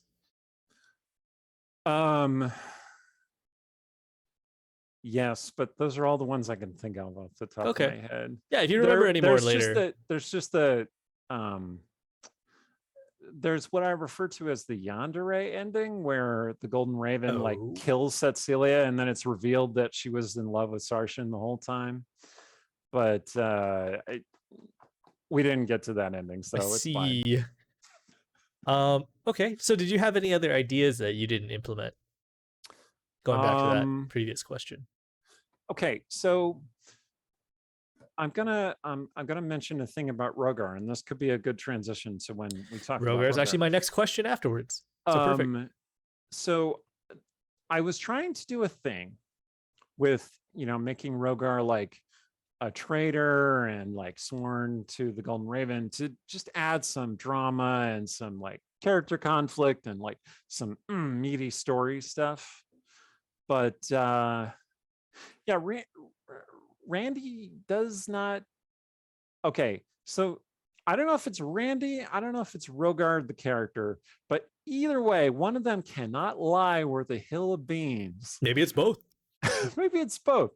And it just didn't go the way I was planning. I gave it some tries, and I kept pushing it, and it just was not working. And so I kind of ended up reversing course, and that's why we got the Rogard departure that happened in the course of the game. Okay. Because basically his story was done. I was kind of like trying to prop up his continued involvement in the overall story, but it was starting to tread on Cecilia's story. Warlock, I lost all my powers, I have to make a new pact, I'm useless. It's just crossing over with those themes and like treading on her toes, and I don't want to do that. So that's why that kind of like fell apart. But just for the viewers, Randy has a new character, and we'll get a chance to meet them in a month and a half, etc. Soonish. Yes. Soonish. Randy has been working on this new character for a while. There is art, and it's gonna be fun. And we'll see how it goes. But like what I was saying, his story was essentially done because his story was about, at least to me, in my interpretation, your mileage may vary, was about identity and struggles with how he feels versus his upbringing and the pressures that he's under for duty and saving his people. And by the time of book 3, he had essentially done all of that. Like, he had faced off with priests, he had come to a really good place with like reconciling his identity versus the expectations of his priesthood. He never actually faced the I keep wanting to call her the Reverend Mother, but I don't think that's what he called her. The high priestess of his faith. Yeah, but he faced off with Shar, so I feel like there's the totem pole. So that's why I conceived the finale bit that he got to that he did in the course of the game, where he did finally confront the mother of his faith and really present like his feelings and his identity and his truth to her. And I feel like that was the most powerful note that I could have ended that story on. And to bring him back afterward would be to kind of cheapen that story a little bit. Like, I had given some thought to Rogar showing up. Oh yeah, Sam Kaufman, no worries, you're the man, it's all good. Anyway, we debate. We love talking about anime and debating anime. Oh yeah, we love talking about anime. Once we made the maybe channel. We should have an entire stream just about the Fate franchise. No. Terrible idea. Don't do that. I'm trying to figure out how we get chibi versions of our characters and do like a J-pop version of the theme song, but I don't know how it's gonna happen. Okay. So anyway, all right. I had given some thought to having Rogar come back in some form. Either you encounter a different Rogar from a different timeline, or I have Randy sign back in for like the last session to kind of cap off book 3. But again, I feel like it would have undermined that final story beat that I got for him. And I really liked him riding off into the sunset. I was a little worried about bringing back a version of Ruan from a different timeline, but I had to remind myself, and I wanted to remind the audience too, that Ruan is not strictly a Rogar character. He is equally a Cecilia and Artemisia supporting character. And when they encountered that alternate dark version of Ruan, he was, in a sense, the logical completion of Ruan from that timeline, who loved his sister and had worked with her for so long, and eventually realized that she was wrong and he was wrong, and he had been enabling evil for far too long and needed to fix it, needed to do something to fix it. And his move was kind of self-sacrificial, although I want to point out to you a couple things. One, he said that there were others, that he was not, that our Cecilia was not the first Cecilia that he had helped to face the Golden Raven. And two, he was a very high level druid and he was underwater, and all those bodies in the temple had been smashed and drowned. What does that mean? That suggests water elemental form, to me at least. Yep. So let's just say Darkest Ruin is not necessarily gone. Interesting. I really like that moment with Darkest Ruin. I thought that was a really good, like a perfectly encapsulated little moment, like before, or a little beat before entering the portal into the water temple. Okay, so is there anything else? Okay, first time chat, Mage of Munderwurf. Eric with love, I think you should stop running the show with such control. Okay, so let's peel back the curtain on how much control I really have over the show. So we have largely handed the music over to me. I often set scenes, and I am often telling you when to roll initiative, but otherwise it's like herding rabid cats. You're all just going your own way and doing your own thing, and I'm just trying to adapt to it. So I might look like I'm in full control, but I am not. Definitely not. A good half of the stuff that happens in the game is not even originally my idea. A lot of it comes from Aaron, or it comes from Rhiannon, or it comes from Yang, or it comes from, I mean, Randy. I don't get it. I mean, I want to set the record straight. How many things have I actually, put in there? Like, a lot of things might be like inspired by something that you said, or like a suggestion that you might have had in a previous session. And I'm like, oh, that's interesting. Let's see where that goes. Anyway, so the game is adaptive. Like, I'm not saying that it's entirely a sandbox game. Like, there are rails.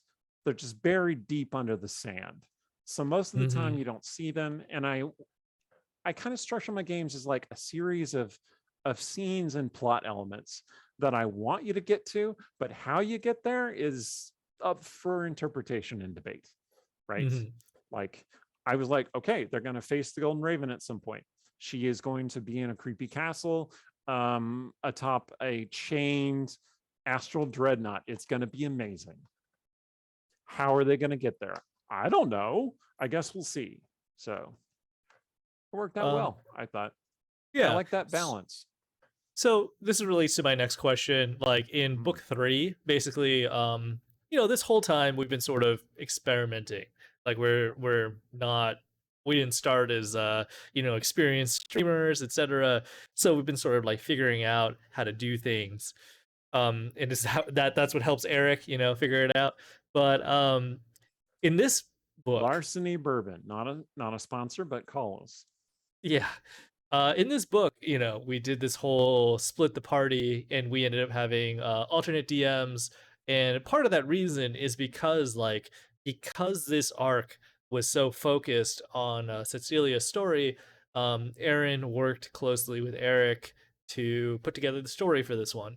So, Eric, I just wanted to ask, what was that like? And then how did you think co-DMing went? I guess maybe it's not quite co-DMing, because it's like alternating. So alternating DMing. How do you feel like that went? So I want to give credit where credit's due. Erin is essentially my story director.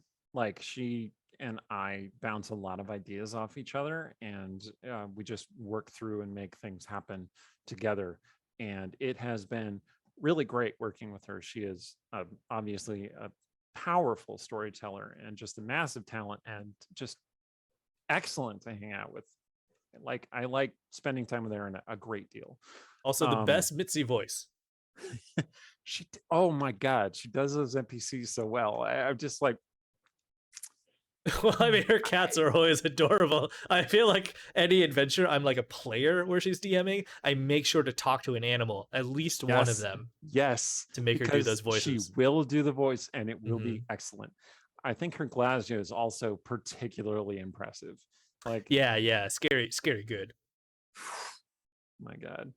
Anyway, so yeah, I think Erin has a huge amount of just raw talent as a DM, and she doesn't necessarily have a whole lot of experience because she's a fairly late convert to D&D. Like she started playing D&D in 4th edition, and it does not show. Like she is a natural player and role player and storyteller, and it is, yeah, she's really good. I very much enjoyed working with her to develop the story.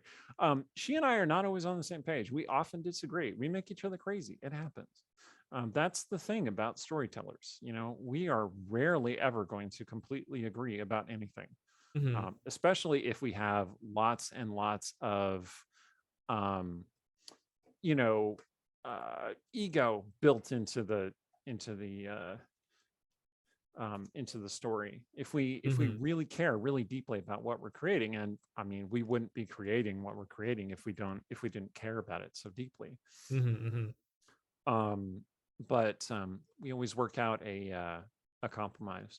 Also, if you're not watching Erin's other shows and streams like Champions of Lore talking about dragons and shit, her many appearances on the other Oh, games Idle and Champions presents, Idle Champions presents, exactly. where she plays Havilar or Even concentration Farida. check, Hmm. you definitely should, because those are highly entertaining. Also, Yep. B Dave is there, and I really like B Dave, so you know. So in alternating weeks, um, was it what was the experience like, I guess, like alternating weeks of DMing? Like was it Mm. did you guys do a lot of coordination on what would happen that week? Because essentially you two were playing every week because you were a player in her game while she DM'd, and she was a player in your game while you DM'd. Um, it was actually extremely Also, Cassius relaxing. Garlock. Easy. Yeah, that seems reasonable. It was actually extremely relaxing. Like, I felt much less pressured to, keep it going every week, because I knew that Erin would come in and she would do something that would make me think, and then um, that would give me ideas for the following week. Um, I won't say that we got into a like we're gonna one up each other for a series of weeks, but like we did, and then she won, obviously, because two demon lords and a Tarask. I mean, I can't really compete. Um, but it was pretty awesome. Um, and yeah, we did a certain amount of planning about that, but at some point, Erin had just so many ideas for what she wanted to do with Rashomon and with Glazia.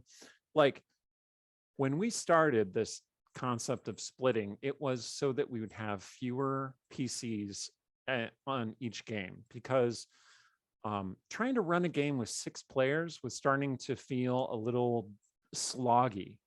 Like I could only focus on like 2 or 3 at a time, and make it interesting and fun for like a couple of people, and then the others would just be kind of like in the background trying to be engaged with the game, but there's less for them to do. And it was just, I think, like my own particular style of gaming, which tends to focus on just like small groups, like 3 groups, like 3 players, 4 players.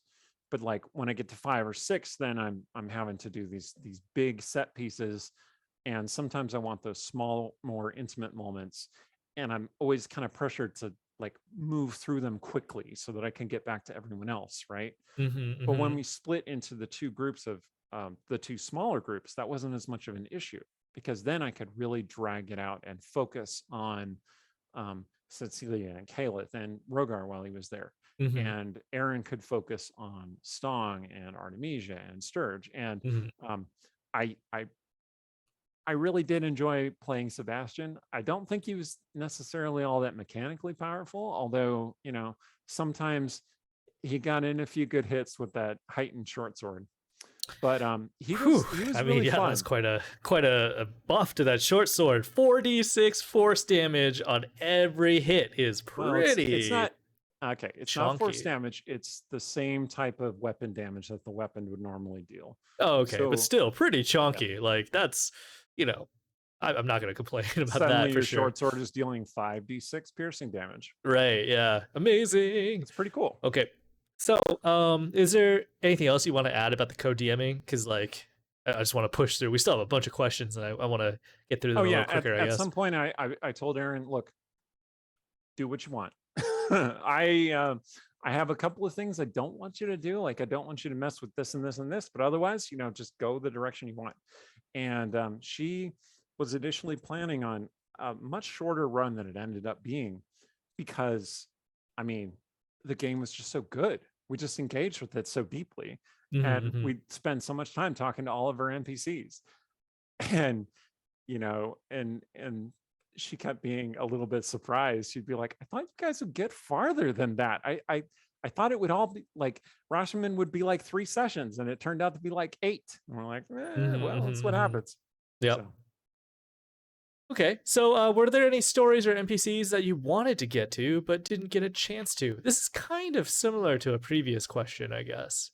yeah, let's see. So some of these are going to be like flashes to the past a little bit because um for the last like couple of months of the stream, it's just been like new people because you're in new areas, right? So you haven't encountered like Illyra or Shadowbane or Mirren for months now. And But you know who we did encounter? Manshoon. I have a question about that later, but go on. Yes, Manshoon was real fun. I enjoyed doing Manshoon. Not like that. But Oh yeah, my god. Just so move on. I wanted to do more with Lady Blackblade, mostly because I had shown her as a witch, and like that was the implication that she was important to the story in some way, and she could have been, but like it didn't necessarily go that way. Like Sturge could have investigated her and like done this little like cat and mouse dance with her, and I had that all planned out. And Sturge being Sturge and Steven being Steven, he was like, oh no, shiny, and then it went a totally different direction. So that was one of the characters that I kind of wanted to do more with that I didn't. I wanted to do more with Ruan, actually. Ruan Which basically Ruan? Our Ruan. Okay. Basically Ruan just basically fucked off and like disappeared at That's some what. point, and then was gone for like the rest of the book until his darker version showed up. But like I kept meaning to bring him back into the story, and it just kept not really happening exactly. I did like the priestess of Gadanathoa. That was really neat. I enjoyed doing that. I meant to bring her back in some capacity, but we were like building toward the climax, and that just would have been distracting. I'm really glad Viscaris showed up. I do intend Viscaris to show up in book 4, possibly played by B Dave, although we can't pull him for our stream every time, but like maybe he'll come back and grace I us mean, with as another guest much as he visit. wants to be here, you know. Like... B Dave, call me anyway. Right. Let's see. What about that whole other group of mercenaries? With the bear guy.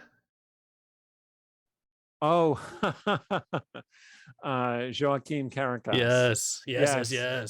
The very upstanding, happy-go-lucky, very chaotic good mercenary band who were probably all in a polyamorous relationship with each other. Yeah, that was really I should have fun. rolled a better insight. Jeez. Rogar caught on. Anyway, yeah, no, that was really fun. Joaquin Caracas is based on my good friend Joe Carricker, who is a longtime gamer.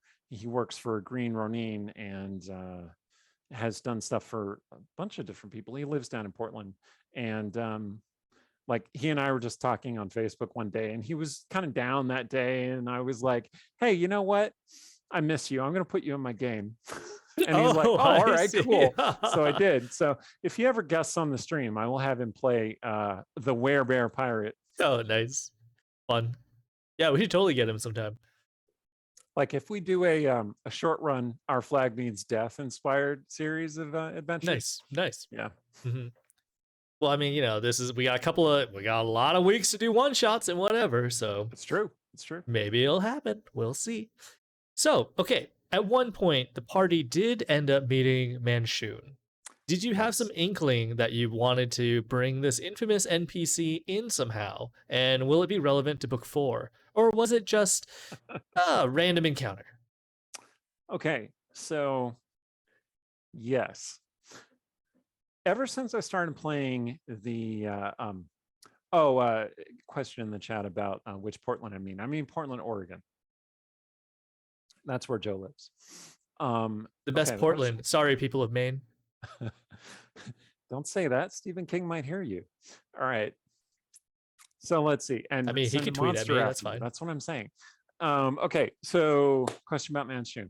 Ever since I started running the realms as a wee lad, which is to say 30 years ago when I started playing this game, I have found Manchun just not exactly fascinating, but like very memorable. Like I'm like, okay, evil wizard, but he leads this kind of spy network, but he's in deep with beholders, and he might have unnatural feelings about beholders. But let's chalk that up to what Ed has written.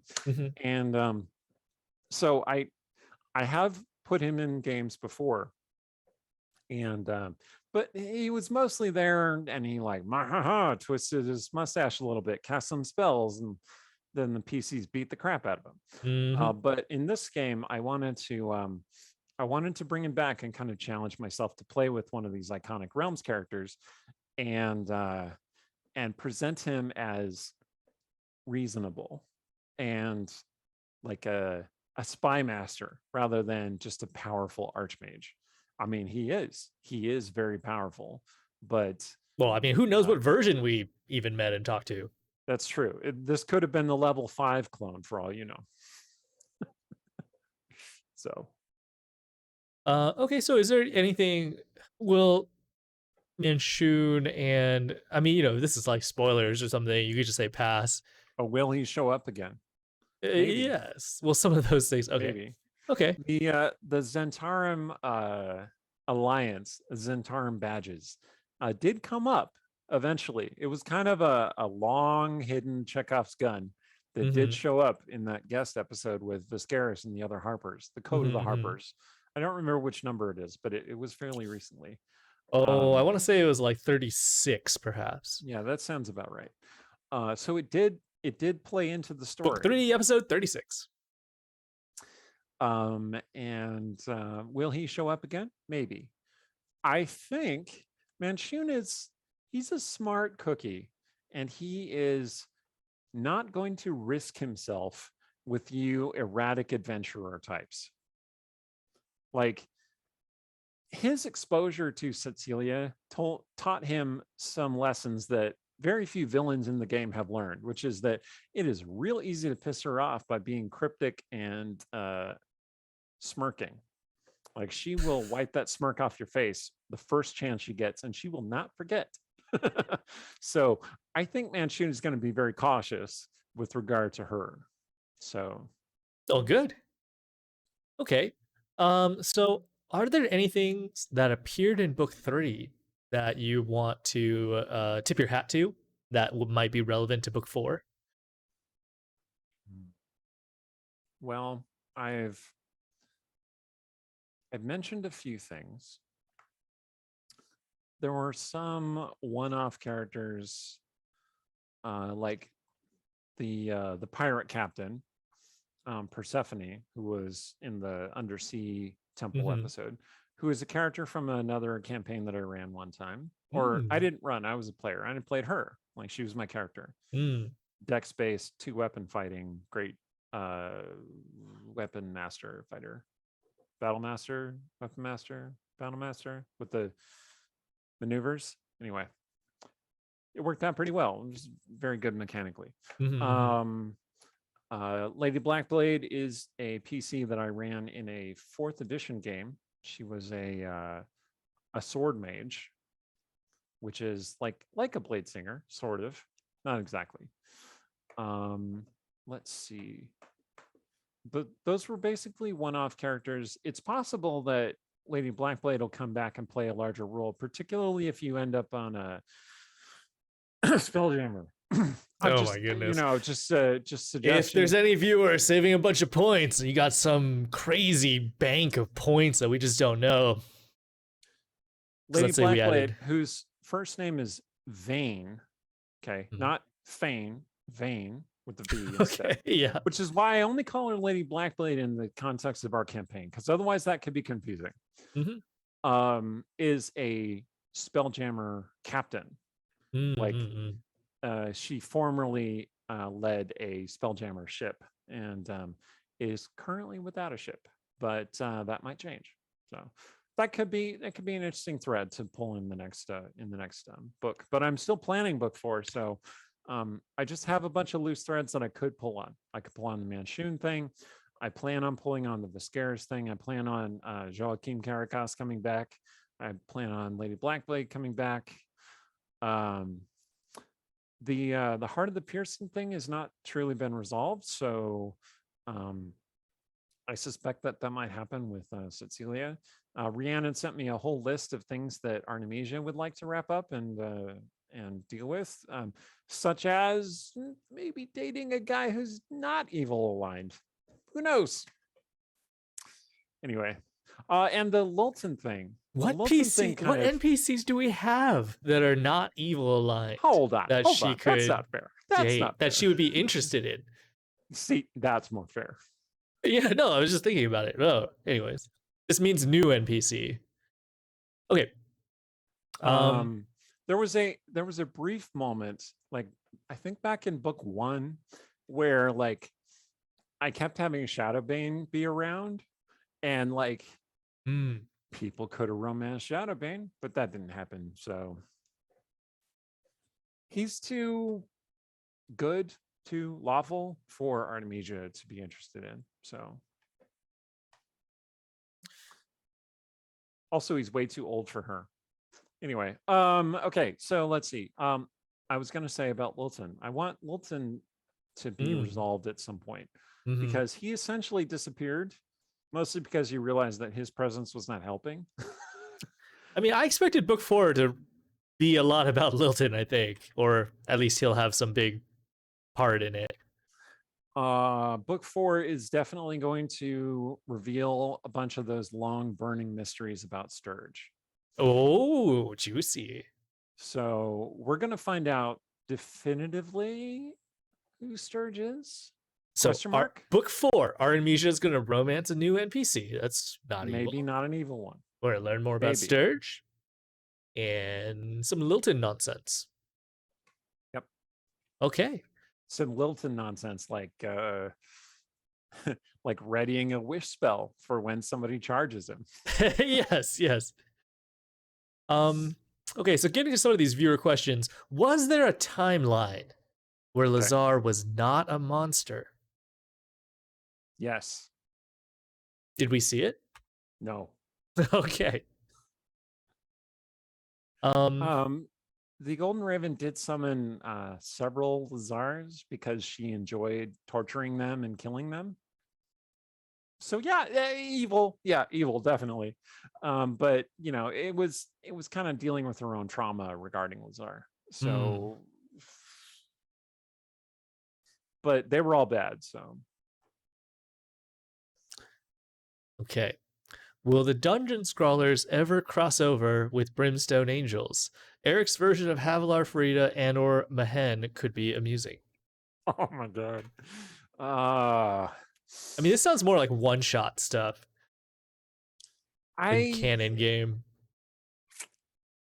I would love for that to happen. I think that would be amazing, and I would very much enjoy doing that. At the same time, I would be very anxious because those characters are near and dear to Aaron's heart, and if I fuck them up, oh god, That's two. That was two. Ah, we're PG-13, man. demonetized. It's whatever.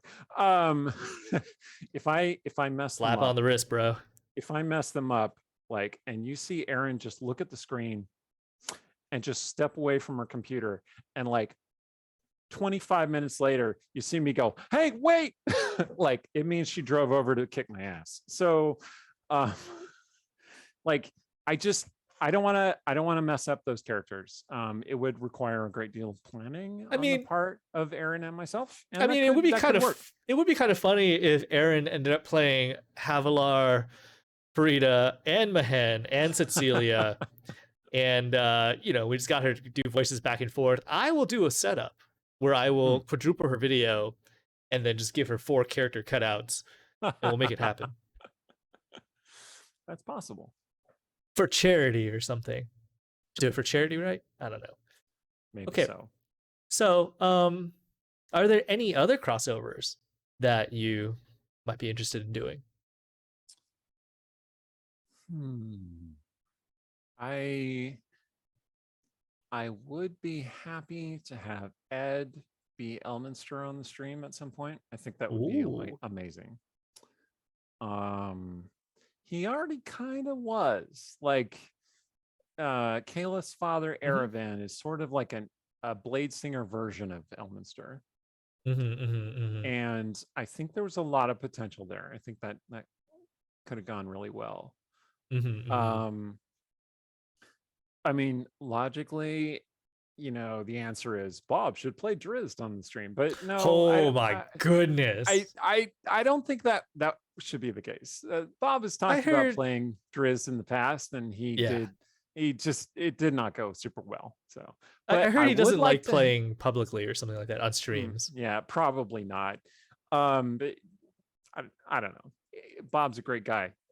He's going to Gen Con this year, so I'm gonna get to see him for the first time in like 10 years or something. But yeah, he's fun. I like Bob a lot. I would love to have him guest on the stream, but he's a busy guy. So. He can guest on one of the streams where he could just be a random NPC, and we'll do one of those play with our viewers episodes. We just push through a bunch of their PCs in another pseudo setup, like in an interview. Thing. Yeah, actually, we have another setup idea. Don't know when we're going to do this, but at some point, we are going to do a Shark Tank version of the interview where you come in as your PC and you pitch us an idea that will net your character 1 million gold pieces in investment to turn it into a business that will better the realms, or at least make like a sweet fat stack of loot. But yeah, we'll probably have that coming down in the pipeline in the next 2 months. Sounds fun. So, what exactly is/was the Golden Raven? And don't say "quote unquote" Cecilia, LOL. She has to be a pretty powerful being to eat timelines. Apologies if this was already answered. I may have missed it. Sure. Okay, so she was a BBEG, which is to say that she breaks all the rules of the game and is just way more powerful than the PCs, but they managed to overcome her anyway, because that's often how fantasy works. Mechanically, the best analogy I can draw is that the Golden Raven was a warlock who consumed the power of multiple warlock pacts. So she had her own pact. She was a 20th level warlock. And then she consumed the pact of another high level warlock, thus remaining a warlock, but becoming increasingly powerful, having greater spell slots that had more effect, being able to cast more spells. And she also mastered time magic, dimensional magic. And she just became just a very, very powerful archmage. Was she a god? No, she didn't actually have godlike powers. But she did have a very, very powerful artifact called the Emerald Hourglass. Where exactly the Emerald Hourglass came from, unknown. Mythdraenor.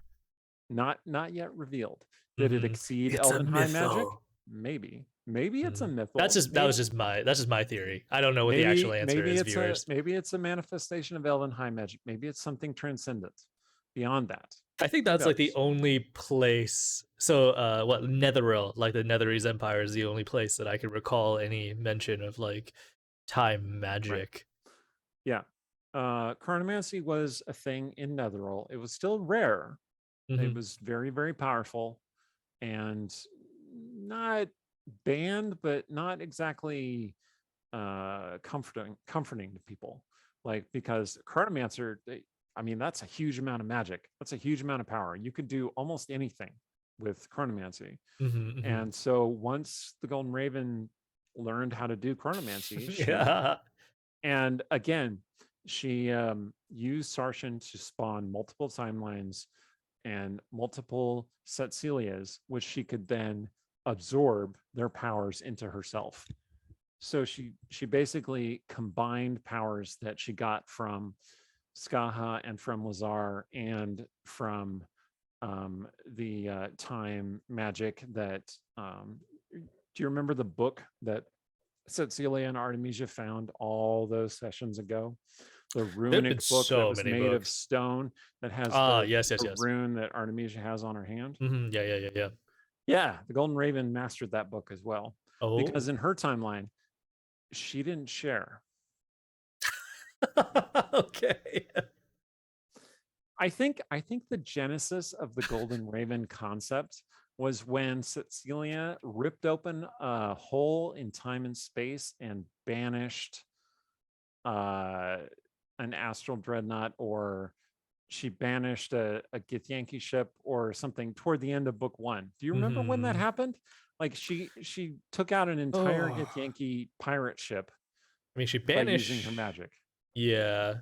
So the astral dreadnought you had encountered in the astral sea slightly Yeah. before that. I was thinking the name of the episode is like On the Silver Sea or something like that. But okay. But remember when you had that fight in the skies over Westgate, and I Yep. just put the Westgate map there, and then I put like ships, and Hmm. you were fighting in the ships. Yeah, that was fun. Good times. I saw someone asked a while back about how many maps we have actually used. That's on my list of questions. I think there are like 20 or something, and I have created most of them, but not all of them. Well, Map specifically, the of question was across the series, how many dungeon maps have the cast actually scrawled? So they don't really want to know how many maps we used. well, I feel like I've been scrawling out these maps, so I feel like that applies to me. My maps are Yeah. mediocre. They're not great. They're not bad, but they're I like the the effect that you did with like the final battle with the Golden Raven and you flicking the different maps to show the different. We were going through the different Westgates. yeah, I did that by shifting that Yeah, into back the and forth. DM layer and shifting up and down in the backgrounds. Hmm. It was neat. I enjoyed that. Yeah, the Westgate map is by Lori Krell, who does a lot of our art for us. Oh, thank you, Not Lori. not the main characters, but a bunch of like the NPC art has been Lori. Um, I know Stephen created, or he didn't create, but he commissioned several maps from that Zax Games person. Hmm. Is that the name? Zat, something like that. Those maps are fantastic. Love those maps. I have reused them several times, even when it didn't make any sense. Still did it. But otherwise, most of the maps are maps that I have created, and some of them are pretty solid. Some of them are, a vague outline of an astral dreadnought that you're fighting on top of. So. Hey, the Astral Dreadnought is big enough to be its own map. Yeah, I buy it. It's true. I like the fact that some of our viewers are talking about like MacGuffins, like the artifact of MacGuffin and the ancient elven city of MacGuffin. Like, I like the idea that like you're running a campaign and anything that happens in any like ancient history, uh, the source of it is this ancient city of MacGuffin that's been long lost. But that's where it all began long ago. in the lost city of MacGuffin. So are we going to find out more about the Golden Raven in future episodes? Because I have questions, is what one viewer said. Possibly. Like, we spent a lot of time dealing with her and her bullshit and all of the terrible events that came about because of her manipulations. So I suspect that the irregulars might want to break from dealing with Golden Raven stuff for some time. But yeah, there will be hints and questions and revelations that come up. It depends on what they choose to investigate, really. Like, there's one of those aspects of the game where it's kind of sandboxy. Like, if they want to investigate about the Golden Raven, learn more about her in retrospect, that can happen. Okay. Is the Golden Raven really gone? Once you have multiple timelines, is anybody ever really gone? I'm trying to read it with the punctuation that the sentence contains. That's a weird lighting effect. Do I like that lighting? I don't like that lighting. You know, Back to the dark. it's all right. Is the Golden Raven really gone? Yeah, is she gonna upgrade to the Platinum Raven? Well, okay, The so Palladium Raven. she said a couple things before the party vanquished her, which were that it had to be this way, and that this wasn't the first time that this had happened. Sarshan also said something about that this wasn't the first time that had happened. So it's possible that Golden Raven is gone, Oh no. but there might be another Golden Raven. Oh It's always no. possible. All right. Who can say? Yes. Who can say? Who will know? Only book 4 will tell. Yeah. The answers will be revealed. A viewer asks, for future use, how many golden lions for a golden lion? Using lion stats, but shinier. And the donator gets to choose which side that golden lion can enter on combat. Yeah, we could consider that. You know, I'll have to figure out like time X. So usually the way we price like our redemptions is we try to figure out like how much that equates to in time. And then some of the more powerful ones we have to either cap or we have to decide like, oh, this viewer has to have watched at least like one full episode before they can mess with the game via the redemptions. So we can consider it. I saw Rhiannon mentioned in the chat. Clearly, we need another archaeology episode, and I agree. Yeah. I'd love to have another archaeology episode, and I would love to check in with those NPCs and see if their drama has evolved. Yeah, yes, absolutely. Okay, well, that was the end of my list of questions, you know, for that I had and the viewers had. If anybody has any last moment questions, like now is the time while we're doing our outro, or forever hold your peace. Although I'm pretty sure we're going to do a debrief after book 4. Platinum Raven. Okay. Just wait until you face the Astral Diamond Raven. Yeah. Oh my God. There's a bunch of these ravens are going to form like a girl band and travel across the cosmos. Nobody asked about the forthcoming Council of Sturges. That's going to be interesting. So Samuel asks, what is with the name of the books? Do you mean the names of the books in terms of like the campaigns, like how we structure our episodes, or do you mean the names of the books that are actually within the game? Spice Raven, the Corbin sisters, love it. Man, our viewers love puns. They're so good at coming up with puns too. Why do we call these campaigns books? Well, welcome to the stream, Samuel, where all of us are writers. Welcome. See, our theme, which is to say the gimmick of our stream, is that we are all writers. I have published a number of books. Aaron has published a number of books. Stephen has published a number of books. Yang, Emily, and Randy have all done the same. Publish short stories. I write for games. Publish short stories, write for games. We're, just very creative people, and we like to get words down on paper, and sometimes we like to pretend that we can do words live, improvisationally. And it's kind of a different experience, playing a live game as opposed to writing a book. Like when you're writing a book, you can control what happens, right? You're not just one character, or even when I'm the DM, that's the closest I get to being the author of the story. But at the same time, I'm only the organizing author. I'm the one who's like, okay, everybody, we're going to write a story together. Everybody meet on this particular day, and this is what our story is about. And then everybody's like, okay, this is what I do in my story, and this is what I do in my story, and this is what I do in my story. And then we just weave them all together. And that's it's pretty cool. It's a pretty cool experience. I'm not saying that we're better or worse gamers for being writers. It's just the perspective that we bring to it. So Cassius says, since you're all writers, when's the collective short story collection coming out? So actually, I don't know. We have a couple of ideas of what we want to do, but that'll be future ideas, future announcements. There are a number of related short stories to the stream that are available on our Discord. If you go into the Dark Dance library on our Discord, you will find stories that Aaron has written, that I have written, that Rhiannon has written. I think Randy has done one or two. I don't know if you have done any Yang Yang. No, but Randy has. I mean, we'll see after book 4. I've got some things in the works, but Randy has written an entire dwarf novel